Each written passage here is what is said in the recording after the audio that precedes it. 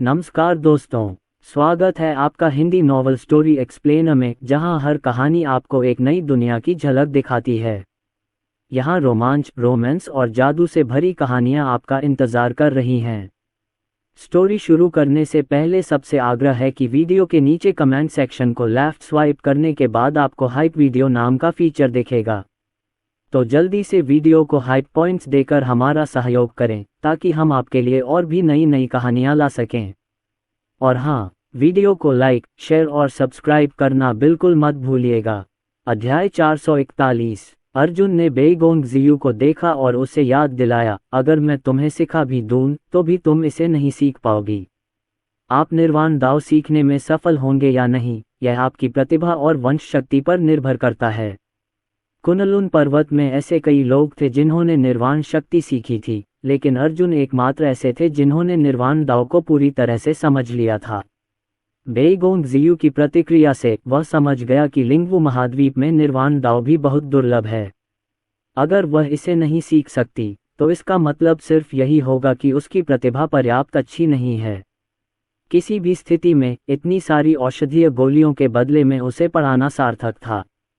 जहां तक शिष्य बनाने की बात है, यदि यह छोटी लड़की आज्ञाकारी थी तो उसे शिष्य बनाने में कोई हानि नहीं थी। हालांकि अगर कल म्यूफैंग को इस बारे में पता चला तो शायद उसे खून की उल्टी हो जाएगी।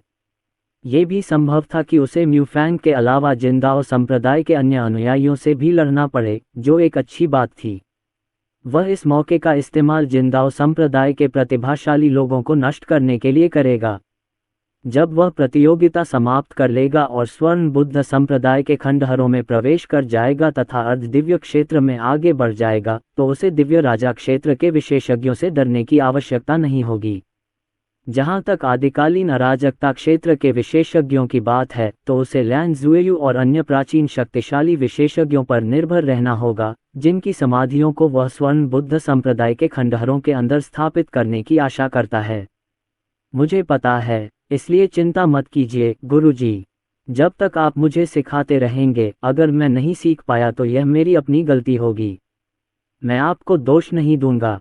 बेईगोंग जियू ने मुड़कर देखा कि अंकल झेंग अभी भी इधर उधर घूम रहे हैं, तो उसने कहा, अंकल झेंग, आप अभी तक यहाँ क्यों हैं? मैं मास्टर के साथ अच्छी बातचीत करना चाहती हूँ। अंकल झेंग का चेहरा काला पड़ गया और वह जाने के लिए मुड़े और नीचे चले गए। नीचे दिव्य राजा क्षेत्र के पहरेदारों ने एक दूसरे की तरफ देखा जब उन्होंने अंकल झेंग को अकेले आते देखा। उन्होंने अरुण को नीचे आते नहीं देखा। क्या ये हो सकता है कि वह सचमुच उस युवती के साथ दाव पर चर्चा करने जा रहा था और उसका निजी अंगरक्षक बनने जा रहा था? खांसी, सुनो, आज से अरुण हमारे बेईगोंग परिवार का संरक्षक और 7वीं मिस का स्वामी होगा। जिंदाओ संप्रदाय और फ्लाइंग क्रेन पैलेस को बताएं कि अरुण बेईगोंग परिवार के सदस्य के रूप में प्रतियोगिता में शामिल होंगे, अंकल झेंग ने गंभीरता से कहा। आचार्य सूर्यदेव, सचमुच? मध्य अवस्था में दिव्य राजा क्षेत्र रक्षक दंग रह गया। हमारे बेईगोंग परिवार ने 100 संप्रदाय ब्रह्मांड प्रतियोगिता में कभी हस्तक्षेप नहीं किया। इतने साल हो गए, लेकिन किसी ने भी इसमें भाग नहीं लिया। लेकिन अब संरक्षक ये भाग लेना चाहते हैं। हाँ, फ्लाइंग क्रेन पैलेस से उचित व्यवस्था करने को कहो। साथ ही परिवार के इलाके में वापस जाकर उसकी मांगी हुई गोलियां ले आओ। मैं यहीं रहूंगा और युवती की रखवाली करूंगा, अंकल झेंग ने कहा। बेईगोंग जियू के प्रति बेईगोंग परिवार का सम्मान अनोखा कहा जा सकता है। उसके पास 7-8 दिव्य राजा क्षेत्र रक्षक थे और अंकल झेंग भी, जो आदिम अराजकता क्षेत्र के विशेषज्ञ थे। आदिकालीन अराजकता क्षेत्र के विशेषज्ञ अन्य संप्रदायों के वरिष्ठ या यहाँ तक कि महान वरिष्ठ भी थे। हालांकि वह केवल बेईगोंग जियू के रक्षकों का कप्तान था। इससे ये स्पष्ट था कि बेईगोंग परिवार उसे कितना महत्व देता था। अंकल झेंग और वांग क्यू ने जल्दी से लोगों को प्रतियोगिता के आयोजकों को सूचित करने और गोलियां एकत्र करने की व्यवस्था की। ऊपर कमरे में अर्जुन और बेईगोंग जियू दाव पर चर्चा कर रहे थे। मालिक, निर्वाण शक्ति को समझने के लिए मुझे क्या बनना होगा? निर्वाण शक्ति को समझने के बाद मैं निर्वाण दाव को कैसे समझ सकती हूँ? बेईगोंग जियू एक जिज्ञासु बच्ची की तरह थी। उसे कुछ भी नहीं पता था और वह प्रश्न पूछने लगी। कुछ प्रश्नों के उत्तर अर्जुन दे सकते थे, जबकि कुछ के उत्तर केवल लैन ज़ुएयू और अन्य प्राचीन पराक्रमी विशेषज्ञों की मदद से ही मिल सकते थे। निर्वाण दाव निर्वाण शक्ति द्वारा निर्मित होता है, जो स्थानिक, विनाशकारी और लौकिक शक्तियों के कुछ भागों का संयोजन है। स्थानिक शक्ति का वह भाग जो दूसरों को कैद कर सकता है, विध्वंसक शक्ति का वह भाग जो तकनीकों और हमलों को नष्ट कर सकता है, और लौकिक शक्ति का वह भाग जो शत्रु के जीवनकाल को कम कर सकता है। अर्जुन ने बताया, निर्वाण की शक्ति को समझने के लिए आपको इन तीन शक्तियों को एक साथ मिलाना होगा। सामान्यतः कहा जाए तो केवल ताओ एकीकरण क्षेत्र या सृजन क्षेत्र के विशेषज्ञ ही निर्वाण शक्ति को समझ सकते हैं, क्योंकि वे पहले से ही स्थानिक और लौकिक नियमों को समझ चुके हैं। जब तक वे विनाश के नियमों को समझेंगे, वे तीनों नियमों को मिलाकर निर्वाण शक्ति को समझ पाएंगे। मेरे वंश में स्थानिक शक्ति का एक अंश है, और मेरी लौकिक शक्ति कुछ ऐसी है जो मैंने दूसरों से चुराई है। जहाँ तक विनाश की शक्ति का प्रश्न है, मैं जिस वध महान दाव की साधना करता हूँ, वह कुछ हद तक विनाश दाव के समान है और उसका प्रभाव भी वैसा ही है। यही कारण है कि मैं तीनों शक्तियों को एक साथ मिलाकर निर्वाण शक्ति को समझ सका, अर्जुन ने विस्तार से बताया। दरअसल उनकी अधिकांश निर्वाण शक्ति चिराग जैन और शिम्बा से प्राप्त हुई थी। चिराग जैन ने रक्त तलवार संप्रदाय से एक लौकिक रत्न भी प्राप्त किया था, इसलिए उन्होंने लौकिक नियमों का एक अंश समझ लिया था। हालांकि ये बहुत उपयोगी नहीं था और केवल उनकी आयु को कुछ हद तक बढ़ा सकता था। दूसरी ओर शिम्बा ने रक्त तलवार संप्रदाय से एक स्थानिक रत्न प्राप्त किया था। उपरोक्त परिस्थितियों को देखते हुए अर्जुन ने निर्वाण शक्ति को सफलतापूर्वक प्राप्त कर लिया था। बेईगोंग ज़ियू के लिए स्थानिक और लौकिक पत्थर प्राप्त करना मुश्किल नहीं होना चाहिए।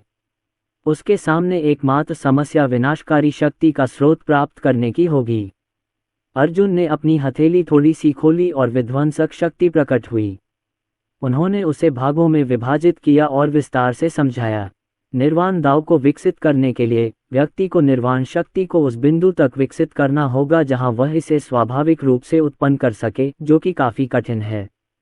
आपको लौकिक और स्थानिक पत्थरों पर अपना हाथ रखने में कोई समस्या नहीं होगी, लेकिन विनाशकारी शक्ति का स्रोत ढूंढना अधिक कठिन होगा। वास्तव में विनाश के पत्थर भी हैं, लेकिन मुझे यकीन नहीं है कि आपके परिवार के पास कोई है भी या नहीं।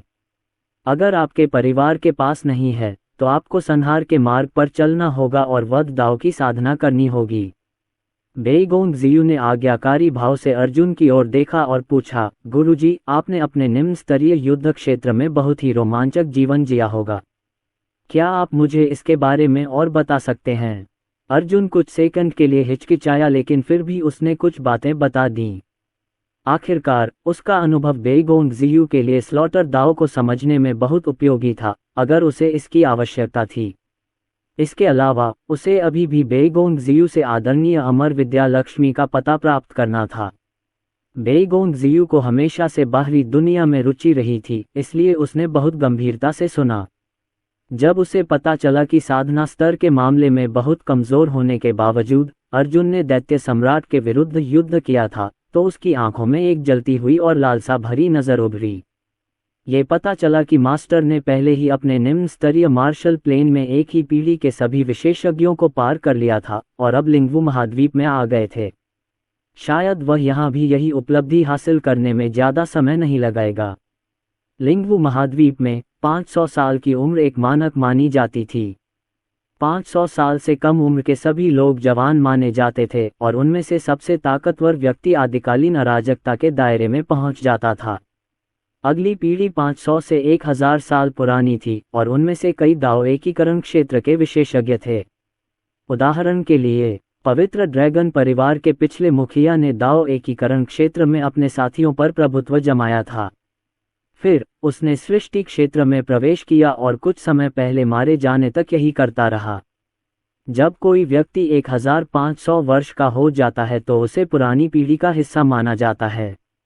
वे पात्र, जैसे कि आदरणीय अमर विद्या लक्ष्मी, कुई यंग और अन्य, शायद ही कभी खुद को दिखाते थे या बहुत ज्यादा लड़ते थे।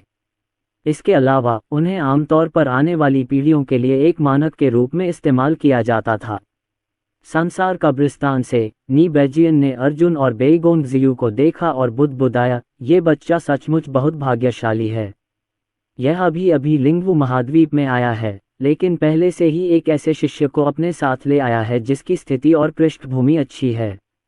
इस लड़की के पास एक शीर्ष स्तरीय आदिम अराजकता क्षेत्र विशेषज्ञ भी है जो गुप्त रूप से उसकी रक्षा कर रहा है।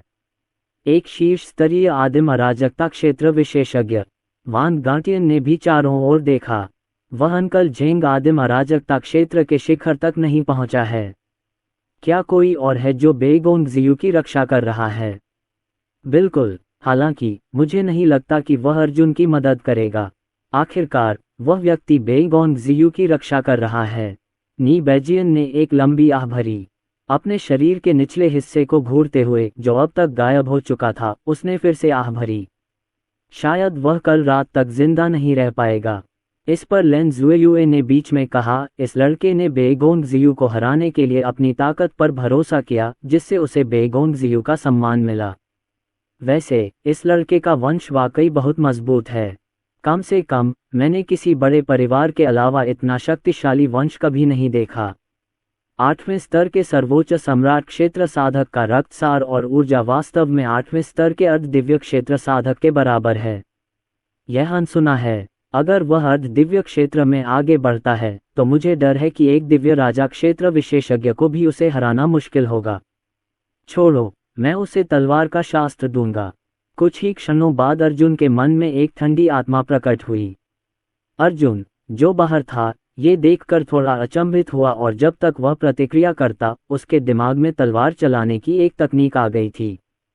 फ्रॉस्ट तलवार तकनीक। ये किसी तरह बर्फ को स्पेसटाइम तलवारों में बदल सकता है।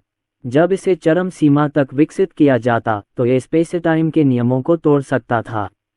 साथ ही यह अपनी इच्छानुसार पानी को बर्फ में और फिर स्पेसटाइम तलवार में बदल सकता था। ये बेहद अत्याचारी था। धन्यवाद गुरु। अर्जुन ने तुरंत अपनी चेतना को संसार कब्रिस्तान में भेज दिया और धन्यवाद में लेन ज़ुएयू की ओर अपनी मुठियां भींच लीं। तभी उसने नी बैजियन के शरीर को गायब होते देखा। उसने अपने होंठ काटे और घुटनों के बल बैठ गया।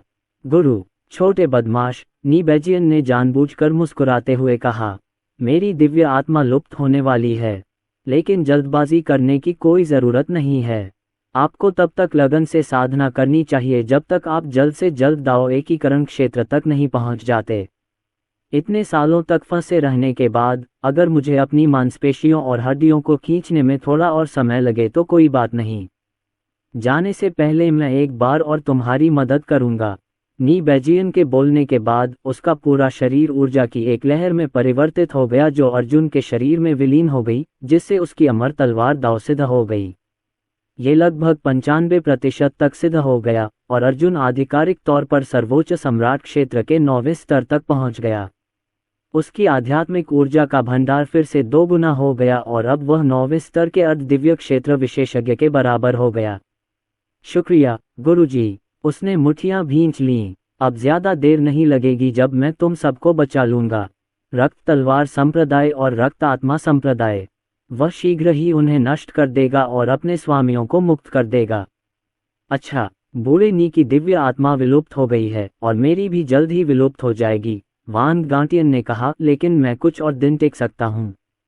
आपको जल्द से जल्द स्वर्ण बुद्ध संप्रदाय के खंडहरों में प्रवेश करना चाहिए और अपनी सफलता के लिए एक आदिम अराजकता स्तर की कलाकृति ढूंढनी चाहिए। मैं अपनी शेष शक्ति का उपयोग आपको अर्ध दिव्य क्षेत्र में आगे बढ़ने में मदद करने के लिए करूंगा। गुरु, आपका धन्यवाद। अब जाओ, वान गार्टियन ने उत्तर दिया और आराम करने बैठ गया। उसकी दिव्य आत्मा उसकी शक्ति को बाहर निकलने से रोकने के लिए सुप्त अवस्था में चली गई। इस समय बाहरी दुनिया में बेगोंग जियू उसे भावशून्य भाव से देख रही थी। उसका दिल बेचैन था। असंभव, गुरुजी ऐसे ही बैठे हैं और मेरे साथ ताओ पर चर्चा कर रहे हैं, फिर भी वे उसी समय महान ताओ को समझ भी रहे हैं और अपनी साधना को आगे बढ़ा रहे हैं। वह अभी सर्वोच्च सम्राट क्षेत्र के 9वें स्तर तक पहुंच गया है। आखिरकार उसे समझ आ गया कि अरुण कितना भयानक था। उसने ऐसा राक्षस पहले कभी नहीं देखा था। इस तरह उसके स्वामी को दिव्य राजा के राज्य में पहुंचने में ज्यादा समय नहीं लगा। बेगोंग जियू ने अपना बायां हाथ धीरे से अर्जुन के कंधे पर रखा और आध्यात्मिक ऊर्जा का प्रवाह प्रवाहित किया ताकि अर्जुन अपनी साधना की नींव को स्थिर कर सके। उसने मन ही मन खुशी से सोचा, मेरे छोटे स्वामी, आपको जल्द से जल्द और मजबूत होना चाहिए। मैं भविष्य में आप पर निर्भर रहूंगा। मैं उन लोगों को हराने के लिए निर्वाण शक्ति का उपयोग करूंगा, लेकिन अगर मैं उन्हें नहीं हरा सका तो आप उन्हें हराने में मेरी मदद करेंगे। खासकर पापा, वो सबसे ज्यादा परेशान करने वाले हैं। उन्होंने तो मुझे बेच ही दिया। इस बार तुम्हें म्यूफैंग और जिंदाओ संप्रदाय को सबक सिखाना होगा। जब समय आएगा मैं तुम्हें सोल रेस का एक भव्य सम्मेलन दिखाने ले जाऊंगा और तुम्हारी ताकत निश्चित रूप से कई गुना बढ़ जाएगी। काफी समय बीतने के बाद अर्जुन ने अपनी आंखें थोड़ी सी खोलीं। उसने महसूस किया कि उसकी शक्ति बढ़ गई है और उसकी साधना का आधार अत्यंत दृढ़ हो गया है। धन्यवाद, उसने बेइगोंग जियू की ओर देखा और धीरे से कहा। कोई बात नहीं गुरुजी, आपने मुझे जो सिखाया है वह मुझे पहले ही समझ आ गया है। मैं जाकर उस पर मनन करूंगा। आपको कल की प्रतियोगिता की तैयारी करनी चाहिए। जैसे ही बेइगोंग जियू जाने ही वाला था कि अचानक अर्जुन को पूज्य अमर विद्या लक्ष्मी वाली बात याद आ गई। उसने झट से बेइगोंग जियू को वापस खींच लिया और कहा, जरा रुको। बेइगोंग जियू दंग रह गई। जब उसने अपने शरीर पर अर्जुन का हाथ देखा तो उसका चेहरा तुरंत लाल हो गया, जिससे अर्जुन को एहसास हुआ कि कुछ गड़बड़ है। उसने जल्दी से उसे छोड़ दिया। जियू, मैंने सुना है कि पूज्य अमर विद्या लक्ष्मी का बेइगोंग परिवार से गहरा नाता है। क्या तुम्हें पता है कि वह कहाँ है?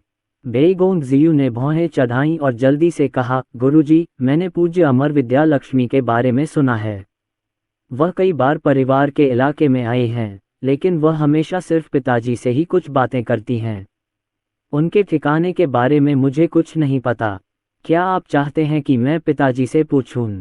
अर्जुन ने बेबसी से सिर हिलाया, कोई ज़रूरत नहीं है। तुम जाकर अपने निष्कर्षों पर ध्यान कर सकते हो। रास्ता कट गया था। बेइगोंग जियू ने अर्जुन के निराश भाव को देखा, लेकिन कोई और सवाल नहीं पूछा और कमरे से बाहर चला गया। उसने अनुमान लगाया कि उसके स्वामी आदरणीय अमर विद्या लक्ष्मी के प्रशंसक हैं। आखिरकार लिंगवू महाद्वीप में आदरणीय अमर की उपाधि वाले लोगों को श्रेष्ठ प्राणी माना जाता था। जल्द ही बेइगोंग जियू अपने कमरे में लौट आए, लेकिन किसी भी हालत में वह शांत नहीं हो पा रही थी। वह अपने कमरे में करवटें बदलती रही। उसे नींद नहीं आ रही थी, लेकिन न ही वह साधना करने के मूड में थी। वह लगातार ये शितियान से जुड़े रहस्यों के बारे में सोच रही थी। अगली सुबह वांग क्यू गोलियां लेकर लौटा और उन्हें अर्जुन को सौंप दिया। फिर अर्जुन ने अपने अमर महान दाव को सिद्ध करने के लिए गोलियां खानी शुरू कर दीं। अगर वह सफल हो जाता तो उसे अर्धचरणीय अर्ध दिव्य क्षेत्र विशेषज्ञ माना जाता। बशर्ते उसे कोई उपयुक्त कलाकृति मिल जाए, वह सफलता प्राप्त कर सकता था। जब अर्जुन साधना कर रहा था, बेइगोंग जियू करवटें बदल रहा था और वांग क्यू और अंकल जेंगगो खेल रहे थे। हालांकि अरुण और बेइगोंग जियू की खबर बाहरी दुनिया में फैल चुकी थी। बूढ़े, कमजोर औरतें और बच्चे सभी जानते थे कि बेइगोंग जियू ने अपने मातहतों को अर्जुन को बचाने का आदेश दिया था और वह अपने मंगेतर म्यूफैंग के खिलाफ भी गई थी। ऐसा लग रहा था कि उसका यह मंगेतर अब छोड़ दिया जाने वाला है। विभिन्न शहरों से सर्वोच्च सम्राट क्षेत्र और अर्ध दिव्य क्षेत्र के साधक प्रतियोगिता स्थल की ओर बढ़ रहे थे। रास्ते में बातचीत का सबसे दिलचस्प विषय स्वाभाविक रूप से ये शितियान, म्यूफैंग और बेइगोंग जियू थे। मैंने सुना है कि यंग मास्टर म्यूफैंग का तलाक होने वाला है। हाँ, मैंने सुना है कि यंग मास्टर म्यूफैंग अपने बुजुर्गों को ये शितियान के साथ परेशानी ढूंढने के लिए लाए थे। हालांकि वास्तव में उन्हें सातवीं कुमारी के अधीनस्थ आचार्य सूर्यदेव ने रोक दिया था। ऐसा लगता है कि यंग मास्टर म्यूफैंग को धोखा दिया जाने वाला है। यह कोई आश्चर्य की बात नहीं है कि युवा मास्टर म्यूफैंग ने बड़ों और यहाँ तक कि अपने दादा से भी ये शितियान के साथ परेशानी ढूंढने के लिए कहा। मेरी राय में ये सबसे अधिक संभावना है कि अरुण और सातवीं मिस पहले से ही एक साथ हैं। युवा मास्टर म्यूफैंग इसे और बर्दाश्त नहीं कर सके, इसलिए उन्होंने लड़ाई के लिए संप्रदाय का समर्थन मांगा, लेकिन अंत में उन्हें हार का सामना करना पड़ा। ऐसा लगता है कि यंग मास्टर म्यूफैंग के गुरु को आचार्य सूर्यदेव ने गंभीर रूप से घायल कर दिया था। पूरा जिंदाओ संप्रदाय कोहराम मचा हुआ है। जरा उन जिंदाओ संप्रदाय के अनुयायियों को तो देखो, मानो उन्होंने विस्फोटक खा लिए हों। जो भी उनकी तरफ देखता है वे उससे झगड़ा कर लेते हैं। जाहिर है कि उनके बड़े भाई को धोखा दिया गया है, इसलिए वे भी खुश नहीं हैं। स्थिति के बारे में तरह तरह की टिप्पणियां की जा रही थीं, और यहाँ तक कि फ्लाइंग क्रेन पैलेस के वरिष्ठ अधिकारी, जो प्रतियोगिता की मेजबानी के प्रभारी थे, भी आह भरने और अपना सिर हिलाने से खुद को नहीं रोक सके। उसे पूरी कहानी पता थी। ये तो बस दो जूनियर्स की एक दूसरे को धमकी देने की कहानी थी। ये कहानी कैसे बन गई कि अरुण ने म्यू फैंग को धोखा दिया और वो पहले से ही बेगोंग जियू के साथ था। ये स्पष्ट था कि जब म्यू फैंग ने उनके दल को रोका था तब अरुण ने बेगोंग जियू को देखा भी नहीं था। बहरहाल, साधकों द्वारा खुलकर चर्चा करने के कारण शहर में हर कोई इसके बारे में जानता था, जिसके परिणामस्वरूप जिंदाओ संप्रदाय के शिष्यों की ओर अजीब निगाहें डाली जाने लगीं। इससे वे इतने क्रोधित हो गए कि उन्होंने इन निर्दोष लोगों पर हमला कर दिया। आज 100 संप्रदाय ब्रह्मांड प्रतियोगिता की शुरुआत थी। विभिन्न संप्रदायों के शिष्य, साथ ही असंबद्ध साधक भी प्रतियोगिता में भाग लेने के लिए आए थे और अब वे अपने प्रतिद्वंदियों की नियुक्ति की प्रतीक्षा कर रहे थे। जब म्यू फैंग अपने छोटे भाई बहनों के साथ पहुंचा तो हजारों निगाहें तुरंत उसकी ओर मुड़ गईं। उसने भीड़ पर नजर दौड़ाए और ठंडे स्वर में कहा, अगर अरुद्र आज प्रतियोगिता में भाग लेगी तो मैं इस जगह को उसकी कब्र बना दूंगा। हालांकि म्यू फैंग की धमकी को दूसरों की नज़रों में अलग नज़रिए से देखा गया। कई लोग फुसफुसाते हुए बोले, म्यू फैंग प्रतिभाशाली तो है, लेकिन उसमें एक सच्चे विशेषज्ञ जैसा स्वभाव नहीं है। वह जिंदगी में कुछ खास हासिल नहीं कर पाएगा। मुझे लगता है अरुण सचमुच 7वीं मिस के साथ किसी रिश्ते में है, वरना म्यू फैंग इतना गुस्सा क्यों होता। ये सही है, मैंने सुना है कि 7वीं मिस को भी यंग मास्टर म्यू फैंग पसंद नहीं है। अरुणी केवल 8वें स्तर का सर्वोच्च सम्राट क्षेत्र साधक है, फिर भी वह 5वें स्तर के दिव्य राजा क्षेत्र विशेषज्ञ से लड़ सकता है। उसकी प्रतिभा और शक्ति को देखते हुए इसमें कोई आश्चर्य की बात नहीं है कि 7वीं कुमारी उस पर मोहित हो गई है। ये देखते हुए कि म्यू फैंग कितना गुस्से में है, ये संभवतः सच है। अगर म्यू फैंग ने अति प्रतिक्रिया न दी होती तो सब मान लेते कि यह महज एक अफवाह है और ज्यादा लोग इस पर यकीन नहीं करते। हालांकि म्यू फैंग की तुरंत घोषणा कि वह अरुण को मारना चाहता है ने अफवाहों को और बल दे दिया। म्यू फैंग ने स्वाभाविक रूप से कुछ टिप्पणियां सुनी और इतना क्रोधित हो गया कि मानो उसके नथुनों से कभी भी धुआं निकल पड़ेगा। उसने बात कर रहे साधकों को घूरा और अपनी तलवार निकालकर उन पर हमला करने की धमकी दी। रुको, हमला मत करो, ये दूसरे संप्रदायों से हैं, एक आंतरिक संप्रदाय के बुजुर्ग ने उदास भाव से कहा। क्या आप चाहते हैं कि हमारा संप्रदाय जनता के क्रोध का शिकार हो?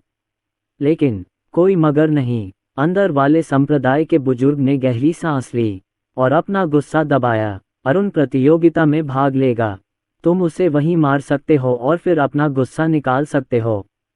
अच्छा, म्यू फैंग बेहद उलझन में था, लेकिन अंत में उसने हमला करने की इच्छा का विरोध किया और छद्म दिव्य राजा ग्रेड हथियार को अपने हाथ में कसकर पकड़ लिया। ये शितियान, अगर मैं तुम्हें नहीं मारूंगा तो मैं कसम खाता हूं कि मैं इंसान नहीं हूं। मैं तुम्हारे परिवार को भी नहीं छोड़ूंगा। मैं उनमें से हर एक की जिंदा खाल उतार दूंगा और उनके टुकड़े टुकड़े कर दूंगा। तभी मैं अपने दिल की नफरत निकाल पाऊंगा। आपको चिंता करने की जरूरत नहीं है। इस बार प्रतियोगिता का आयोजन 4 प्रमुख संप्रदायों और बेगोन परिवार के आचार्य सूर्यदेव द्वारा किया जाएगा। हो सकता है कि मैं तुम्हें और अरुण को पहले 2-3 राउंड तक एक साथ न रख सकूं, लेकिन चौथे मैच के लिए मैं तुम दोनों को एक साथ रख सकूंगा। फिर तुम उसे अंतहीन यातना दे सकते हो, आंतरिक संप्रदाय के बुजुर्ग ने कहा।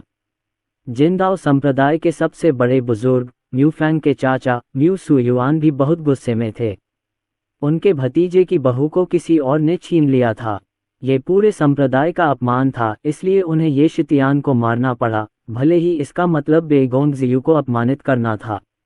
अतीत में फ्लाइंग क्रेन पैलेस, जिंदाओ संप्रदाय, जेनकोंग मंदिर और बैंगनी वन संप्रदाय प्रत्येक ने प्रतियोगिता की अध्यक्षता करने के लिए एक आदिम अराजकता क्षेत्र विशेषज्ञ को न्यायाधीश के रूप में भेजा था।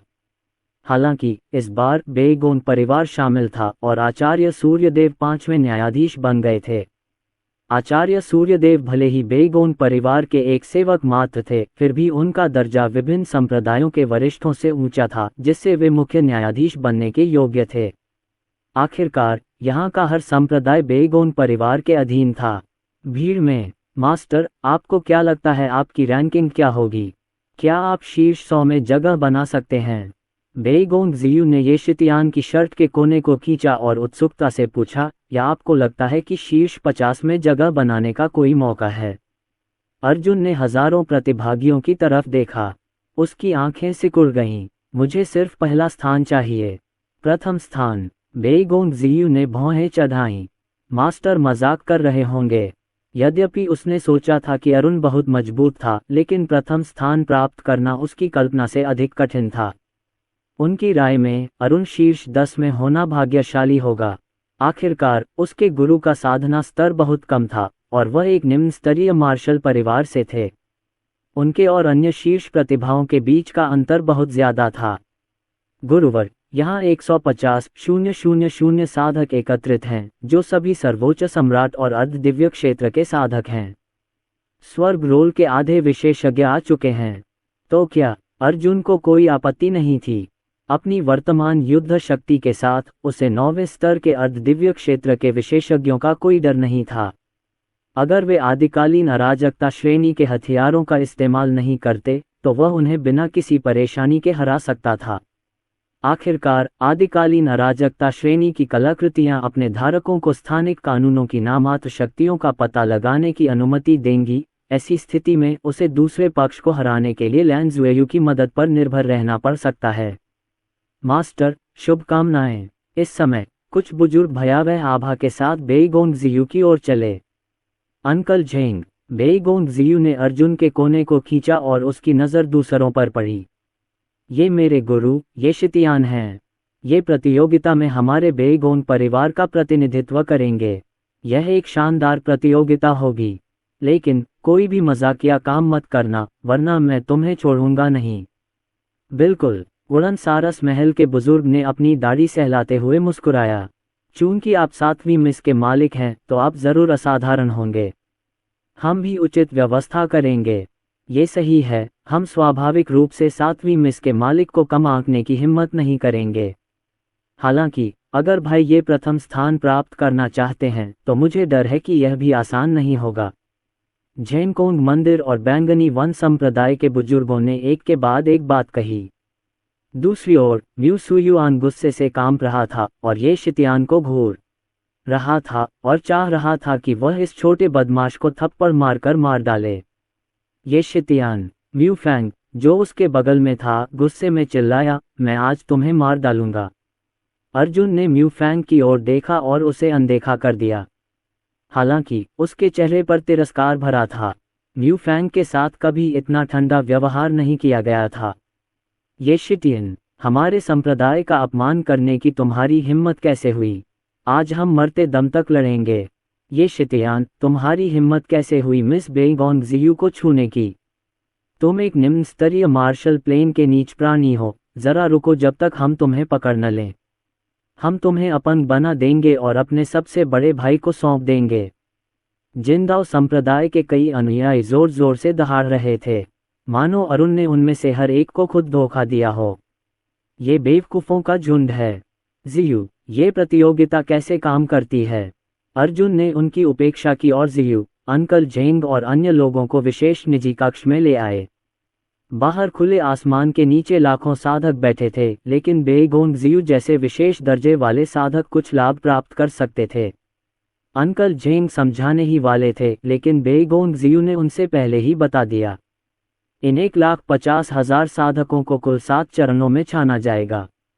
पहले 4 राउंड में आधे प्रतिभागी बाहर हो जाएंगे। 5वें दौर तक 4,000 लोग बचेंगे और छठे दौर में 2,000 लोग बाहर हो जाएंगे। स्वर्ण बुद्ध संप्रदाय के कमरों में प्रवेश करने वाले 2,000 लोगों का फैसला तब होगा। 7वें दौर की बात करें तो ये पूरी तरह से खुला है। बुजुर्ग और अंकल झेंग व्यक्तिगत रूप से इसकी अध्यक्षता करेंगे। जो साधक भाग लेना चाहेंगे वे अखाड़े में प्रवेश करेंगे और उनकी रैंकिंग इस आधार पर तय होगी कि उन्हें अखाड़े से किस क्रम में बाहर किया जाएगा।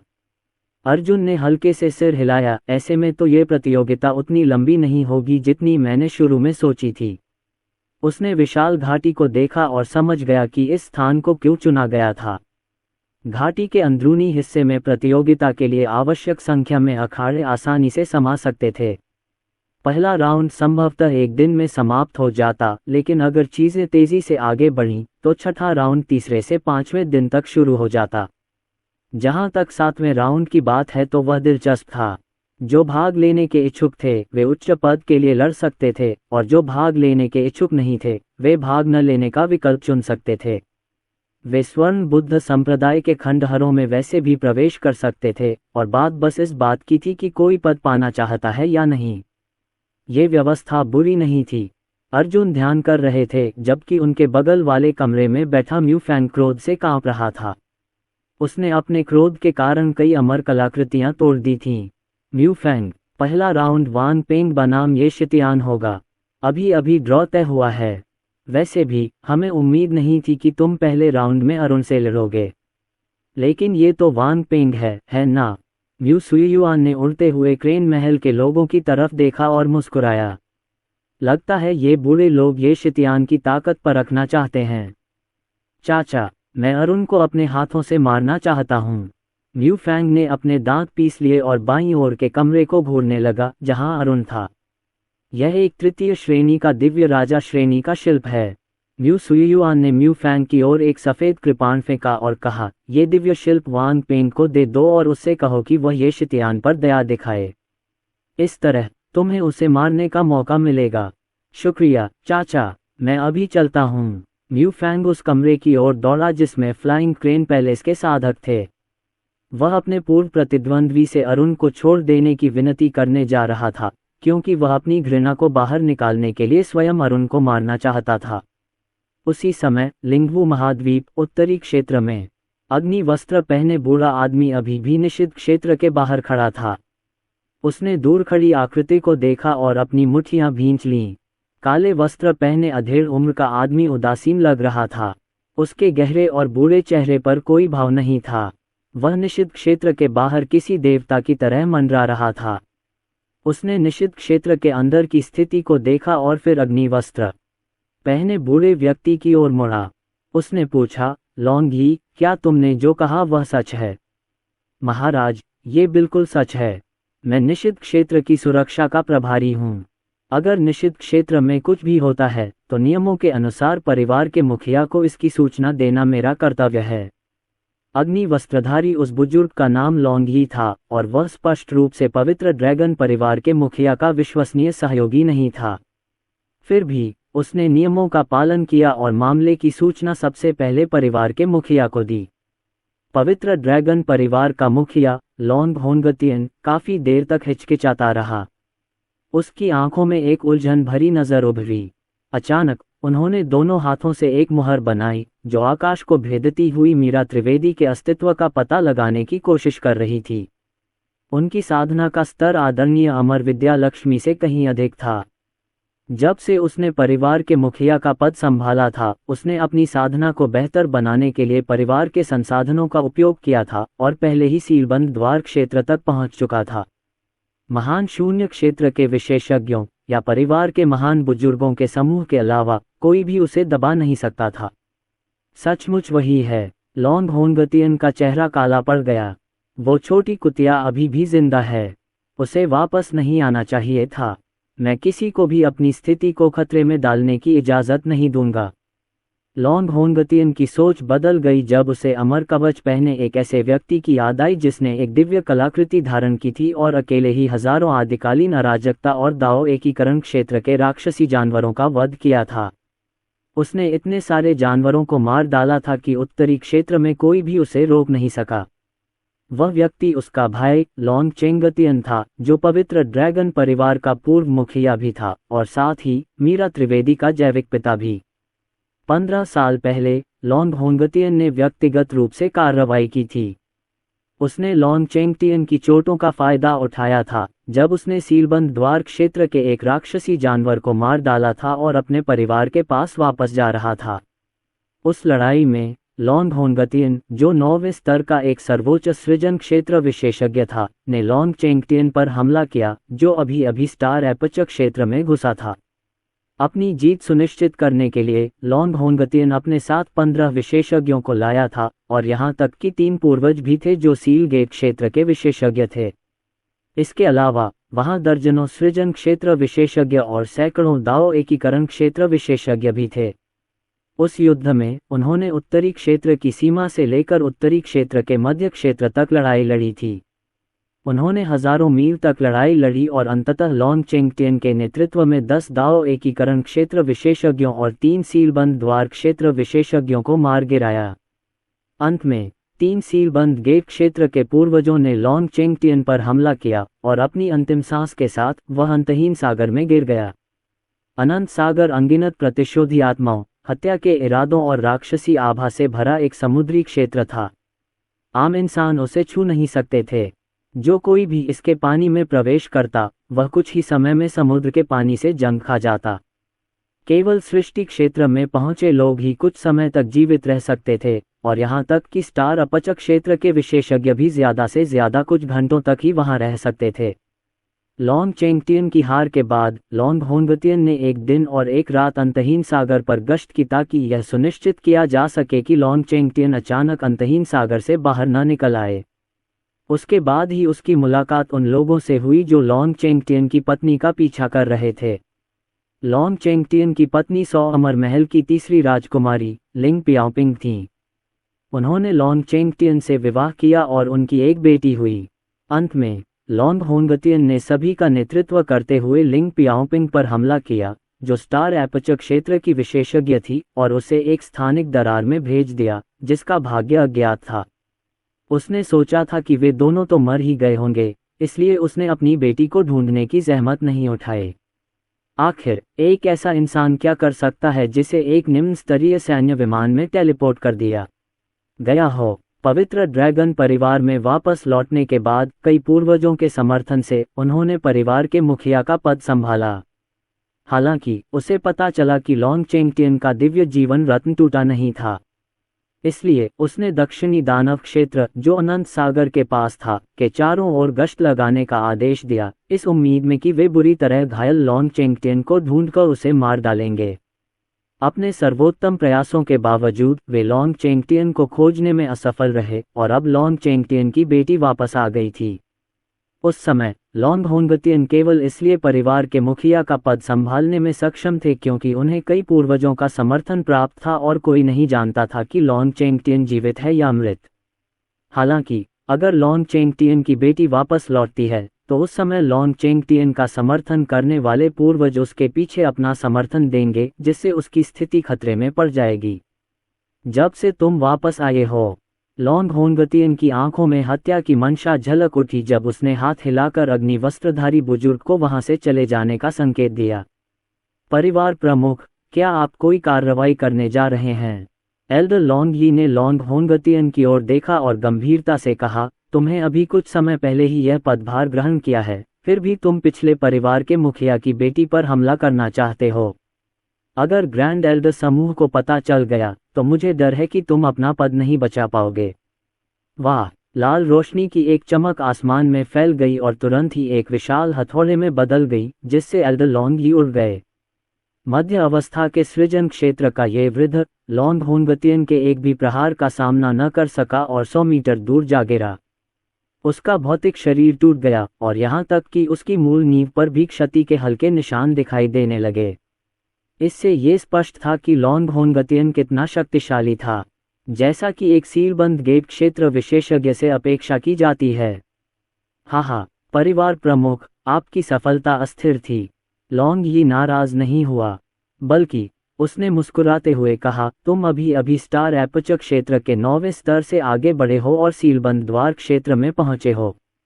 ये स्पष्ट है कि तुम्हारी साधना का आधार और शक्ति अभी स्थिर नहीं है। लॉन्ग होंगतियन ने एक दशक से भी पहले, जब वे सृष्टि क्षेत्र के शिखर पर थे, परिवार के मुखिया का पद संभाला था। वर्षों से उन्होंने सीलबंद द्वार क्षेत्र तक पहुंचने के लिए परिवार की नींव और संसाधनों पर भरोसा किया था। हालांकि उसे एक झटके से यह स्पष्ट हो गया कि उसकी साधना का आधार अस्थिर था और वह निश्चित रूप से महान बुजुर्गों के सामने कोई मुकाबला नहीं कर सकता था। आप क्या कहने की कोशिश कर रहे हैं? क्या तुम सचमुच सोचते हो कि मैं तुम्हें नहीं मारूंगा? लॉन्ग होनगतियन ने लॉन्ग यी की ओर देखा और उसका शरीर धीरे धीरे असीम ज्वालाओं से धधक उठा। ये किसी ड्रैगन की ज्वाला की तरह थी, जो मानो पल भर में सब कुछ जला देगी। यह अत्यंत शक्तिशाली थी। लॉन्ग यी ने उत्तर दिया, मैं 5वीं शाखा से हूँ, न कि मुख्य शाखा से या आपकी पहली शाखा से। इसलिए मेरी वफादारी किसी एक के साथ नहीं, बल्कि पूरे पवित्र ड्रैगन परिवार के साथ है। लॉन्ग यी लड़खड़ाते हुए अपने पैरों पर खड़ा हुआ। उसकी आंखें गहरी थीं और उसने धीरे से कहा, परिवार प्रमुख लॉन्ग होनगतियन, अगर अब तुम कोई कदम उठाओगे तो तुम्हें खुद ही उठाना पड़ेगा। हालांकि दिव्य ड्रैगन परिवार का मुखिया आपको विफल करने के लिए कार्य करेगा, इसलिए जब तक वह ये नहीं जान लेगा कि आप क्या कर रहे हैं, तब तक आप बहुत दूर नहीं जा पाएंगे। मुझे संदेह है कि जब वह आपके पीछे पड़ा होगा तो आपके पास उससे निपटने का समय होगा, है ना? जहां तक तुम्हारे मातहतों की बात है, वे सब रक्त राक्षसों से लड़ रहे हैं। तुम उनमें से किसी को भी नहीं छोड़ सकते।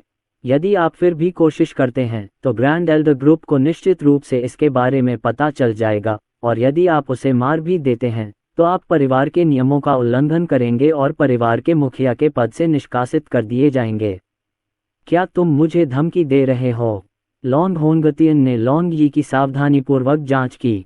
इस तुच्छ सृष्टि विशेषज्ञ की हिम्मत कैसे हुई उसे धमकाने की? यदि आप और आपके अधीनस्थ हमला करेंगे तो इससे निश्चित रूप से परिवार में अशांति पैदा होगी। बाकी लोगों को कार्रवाई करने दो, उनके अधीन सेनाएं या कोई और जागीरदार।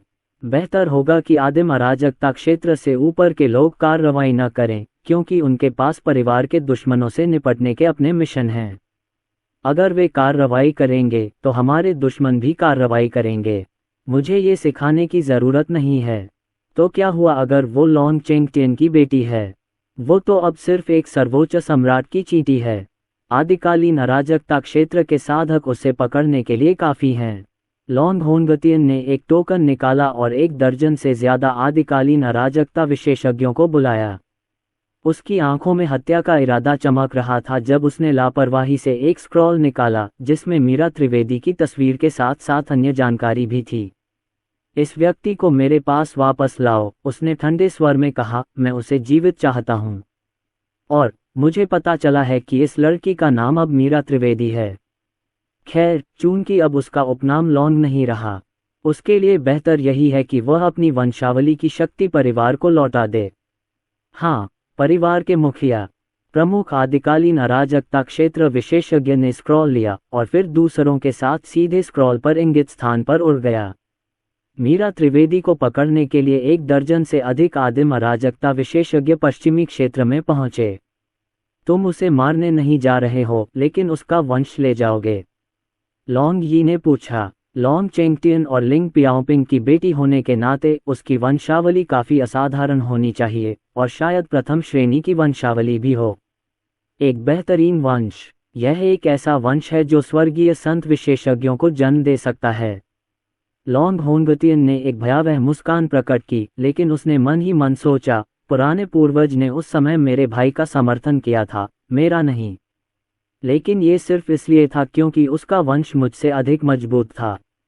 हालांकि मैंने फिर भी उसे मार डाला।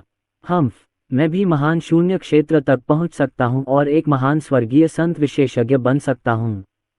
खैर, भले ही उसका दिव्य जीवन मणि पूरी तरह से चकनाचूर न हुआ हो, उसका आधे से ज्यादा हिस्सा नष्ट हो चुका है। हो सकता है कि वह अभी कोमा में हो और किसी गुप्त स्थान पर फंसा हो। जब तक वह लगभग 1000 साल बाद जागेगा, तब तक मैं सीलबंद द्वार क्षेत्र के 9वें स्तर के शिखर पर पहुंच चुका होऊंगा। उसके बाद महान शून्य क्षेत्र बस कोने के पास ही होगा।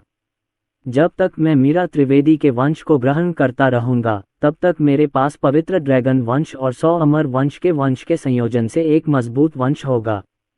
तब मुझे कौन रोक सकेगा? 100 अमर महल। स्थिति की दृष्टि से वे आत्मा अमर महल से भी ऊपर थे। उनका एक विशेषज्ञ एक बार सीलबंद द्वार क्षेत्र के शिखर पर पहुंच गया था और महान शून्य क्षेत्र तक पहुंचने से बस एक कदम दूर था। ऐसे विशेषज्ञ का वंशक्रम द्वितीय श्रेणी के वंशक्रमों से भी ऊंचा था और प्रथम श्रेणी के वंशक्रमों से ज्यादा अलग नहीं था। इन दोनों वंशों के वंशज के पास संभवतः प्रथम श्रेणी का वंश होगा।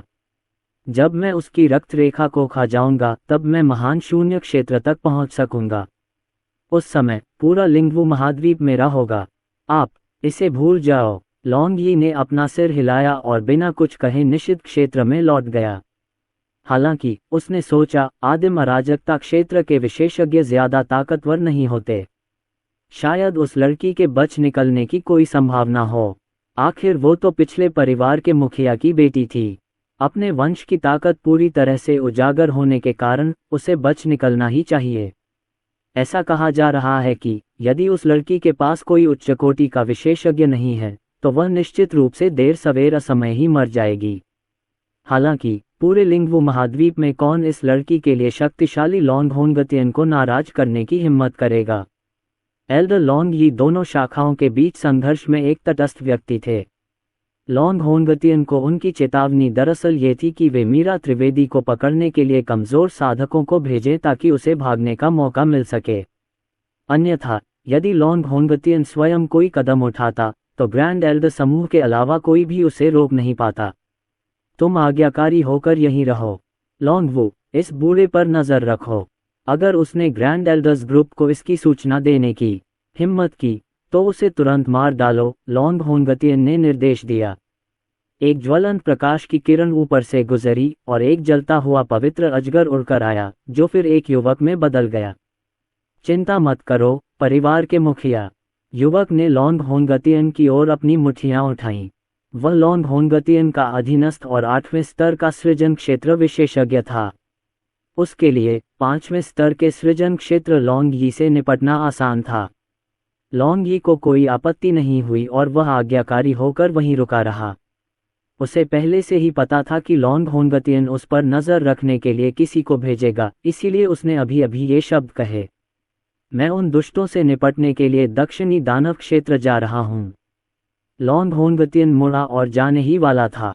वह मुस्कुराते हुए मन ही मन बुदबुदा रहा था, जब मैं दक्षिणी दानव क्षेत्र के उन राक्षसी जानवरों और प्राचीन रक्त दानव के वंशजों से निपट लूंगा तब मीरा त्रिवेदी को पकड़ लिया जाना चाहिए था। उसके बाद ही मेरे आधिपत्य का मार्ग वास्तव में शुरू होगा। मीरा त्रिवेदी, ओह मीरा त्रिवेदी, शायद मुझे आपको धन्यवाद देना चाहिए। मीरा त्रिवेदी, या सटीक रूप से कहें तो ये लॉन्ग लुओ होना चाहिए। हुश हुश हुश। जैसे ही लॉन्ग होनगतियन एक विशाल ज्वलंत ड्रैगन में परिवर्तित होकर आकाश में उड़ता हुआ दक्षिणी दानव क्षेत्र की ओर बढ़ा, आग की लपटें आकाश में चमक उठीं। उसी समय उसके आदिकालीन अराजकता क्षेत्र के अधीनस्थ भी पश्चिमी क्षेत्र की ओर दौड़ पड़े। उत्तरी क्षेत्र में सबसे शक्तिशाली बल होने के नाते पवित्र ड्रैगन परिवार के अधीन स्वाभाविक रूप से कई संप्रदाय और परिवार थे। उदाहरण के लिए आदिकालीन अराजकता क्षेत्र के विशेषज्ञों का ये समूह लॉन्ग होनगतियन के विश्वसनीय अधीनस्थों के परिवारों से था। हालांकि उनकी युद्ध शक्ति ज्यादा नहीं थी, वे लॉन्ग होनगतियन की अपनी सेना का हिस्सा थे और उन्हें कभी भी संगठित किया जा सकता था। इसके अलावा वे ध्यान आकर्षित नहीं करते थे। लिंगवू महाद्वीप 5 क्षेत्रों में बंटा हुआ था। पूर्व, दक्षिण, पश्चिम या मध्य क्षेत्र सबसे शक्तिशाली नहीं थे, बल्कि मध्य क्षेत्र इन चारों क्षेत्रों में सबसे कमजोर था। अगर कुछ प्राचीन परिवारों का समर्थन न होता तो मध्य क्षेत्र बाकी 4 क्षेत्रों की शीर्ष शक्तियों में बंट जाता। 5 क्षेत्रों में से उत्तरी क्षेत्र सबसे मजबूत था। दिव्य ड्रैगन परिवार, पवित्र ड्रैगन परिवार, असंख्य तलवारों का महल और यहाँ तक कि 100 अमर महल जैसे क्षेत्र की सर्वोच्च शक्तियों के साथ दिव्य राजा क्षेत्र के विशेषज्ञ हर जगह देखे जा सकते थे। ये पश्चिमी क्षेत्र से अलग था, जहाँ अधिकांश साधक अर्ध दिव्य क्षेत्र के विशेषज्ञ थे। उत्तरी क्षेत्र का समग्र स्तर पश्चिमी क्षेत्र की तुलना में बहुत अधिक था। जहां तक दक्षिणी क्षेत्र के बेईगोन परिवार और पश्चिमी क्षेत्र के बेईगोन परिवार का सवाल है, वे अलग अलग शाखाएं थीं और दक्षिणी क्षेत्र में बेईगोन परिवार के अधीन संप्रदाय और परिवार पश्चिमी क्षेत्र के बेईगोन परिवार के अधीन नहीं थे।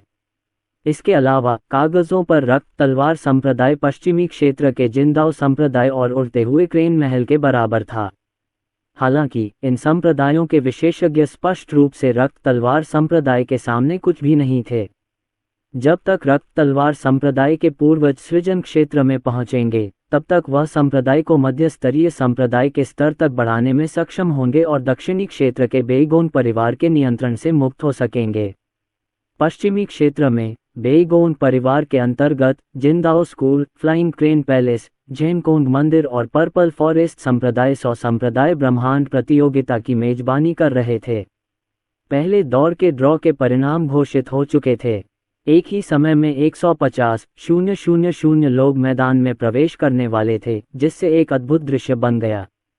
इस समय म्यूफैंग पहले ही उड़ते हुए क्रेन महल के खंड के द्वार पर तीसरे दर्जे का दिव्य राजा श्रेणी का हथियार ले आया था। उसने दरवाज़ा खटखटाया और पूछा, क्या भाई वांग पेंग यहाँ हैं? मैं यहाँ हूँ भाई म्यूफैंग, क्या हाल है? तुम तो दिव्य राजा जैसी कलाकृति भी लाए हो, तुम्हें क्या चाहिए? वांग पेंग नाराज हो गया। पिछली बार म्यूफैंग ने उस पर अपना गुस्सा निकाला था।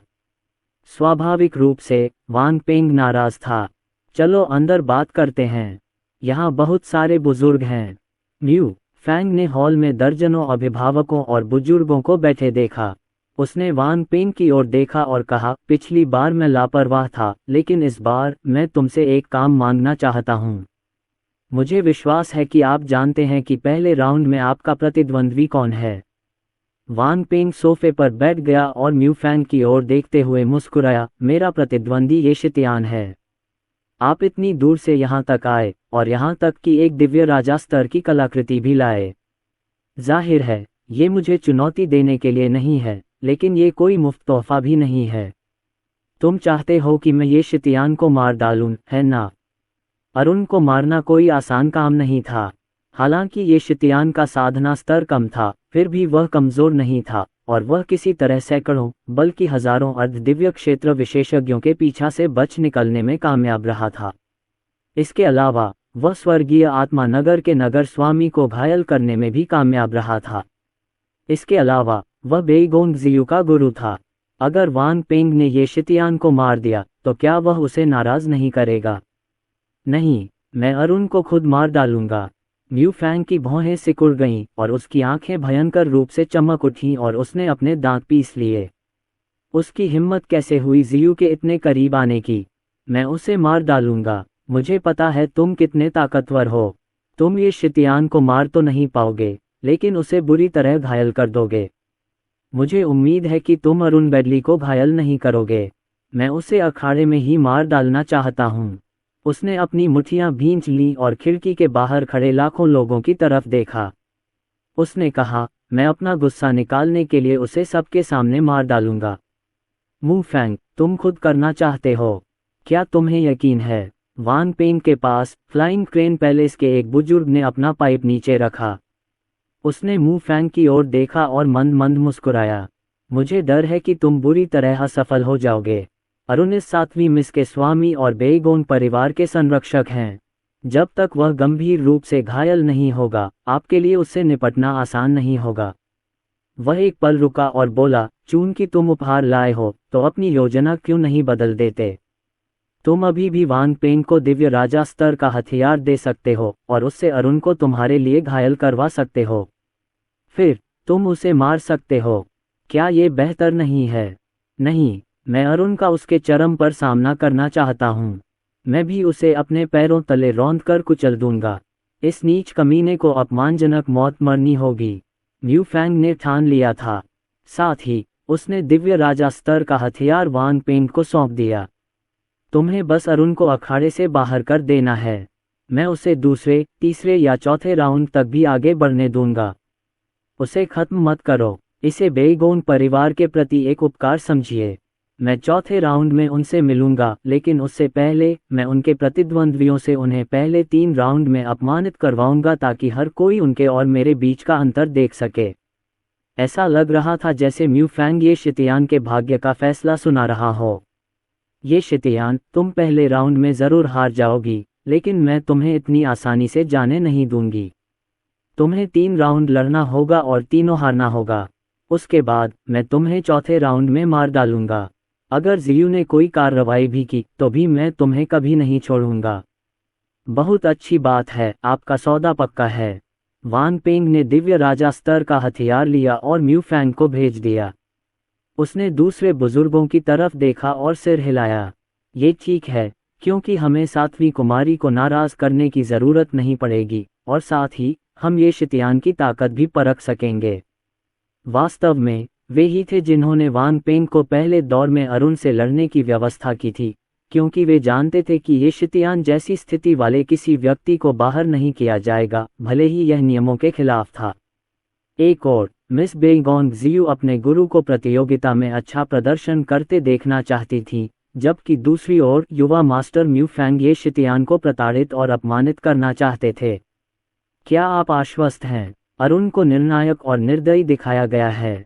ये सही है। एक बुजुर्ग जो पाइप पी रहा था बोला, उसकी निर्वाण शक्ति कमजोर नहीं है और उसके पास दिव्य राजा स्तर की कलाकृति भी है।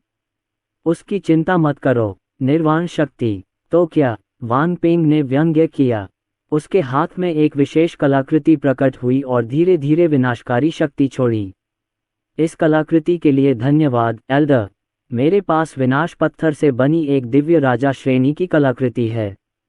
अगर मैं इसकी विनाशकारी शक्ति जारी कर दूं, तो यह उसकी निर्वाण शक्ति का विरोध करने के लिए पर्याप्त होगी। और तो और, उसकी निर्वाण शक्ति कितनी गहन है। वान पेंग ने इस पर ज्यादा ध्यान नहीं दिया। वह मुस्कुराया और बोला, विनाश शक्ति दुनिया की सबसे शक्तिशाली आक्रामक शक्ति है। एक उंगली के आकार के विनाशक पत्थर से बना दिव्य राजा स्तर का हथियार भी इतना शक्तिशाली है कि किसी आदिम अराजकता क्षेत्र के विशेषज्ञ के भौतिक शरीर को भी नष्ट कर सकता है। आइए देखें कि यह सुंदर लड़का क्या करने में सक्षम है, और क्या इसका कोई वास्तविक आधार है कि वह म्यू फैंग को अपमानित करने की हिम्मत करने के लिए इतना आश्वस्त क्यों था। किसी भी स्थिति में मुझे संभवतः इस हथियार का उपयोग नहीं करना पड़ेगा, क्योंकि मुझे केवल ये शितियान को गंभीर रूप से घायल करने की आवश्यकता है, जो मैं आसानी से कर सकता हूँ। वान पेंग स्वयं 9वें स्तर के अर्ध दिव्य क्षेत्र विशेषज्ञ थे। हालांकि वह अभी अभी 9वें स्तर पर पहुंचा था, फिर भी उसकी युद्ध शक्ति उसी स्तर के लोगों से कहीं ज्यादा थी। इसके अलावा उसके पास दिव्य राजा स्तर की कई कलाकृतियां थीं, जिनकी बदौलत वह दूसरे स्तर के दिव्य राजा क्षेत्र के विशेषज्ञ के साथ बराबरी से लड़ सकता था। अरुण को मारना तो बहुत आसान है, उसे घायल करना तो और भी मुश्किल। इस समय घाटी में हथियारों के खुलने की आवाजें सुनाई दे रही थीं। पांचों जजों ने सभी प्रतिभागियों को बताया कि प्रतियोगिता का पहला दौर शुरू होने वाला है। पहले दौर में सभी 1,50,000 प्रतिभागी प्रतिस्पर्धा करेंगे। कुछ मुकाबलों में आम लोग लड़ेंगे, जबकि कुछ में प्रतिभाशाली लोग लड़ेंगे। हालांकि इसमें कोई संदेह नहीं था कि अरुण और वान पेंग के बीच का मुकाबला सबसे अधिक आकर्षक था। 1.150000 मार्शल कलाकार 75,000 अखाड़ों पर चढ़े। हालांकि सभी साधक अपने अखाड़ों में नहीं उतरे। अभी भी 100-200 साधक ऐसे थे जो अखाड़े में नहीं उतरे थे।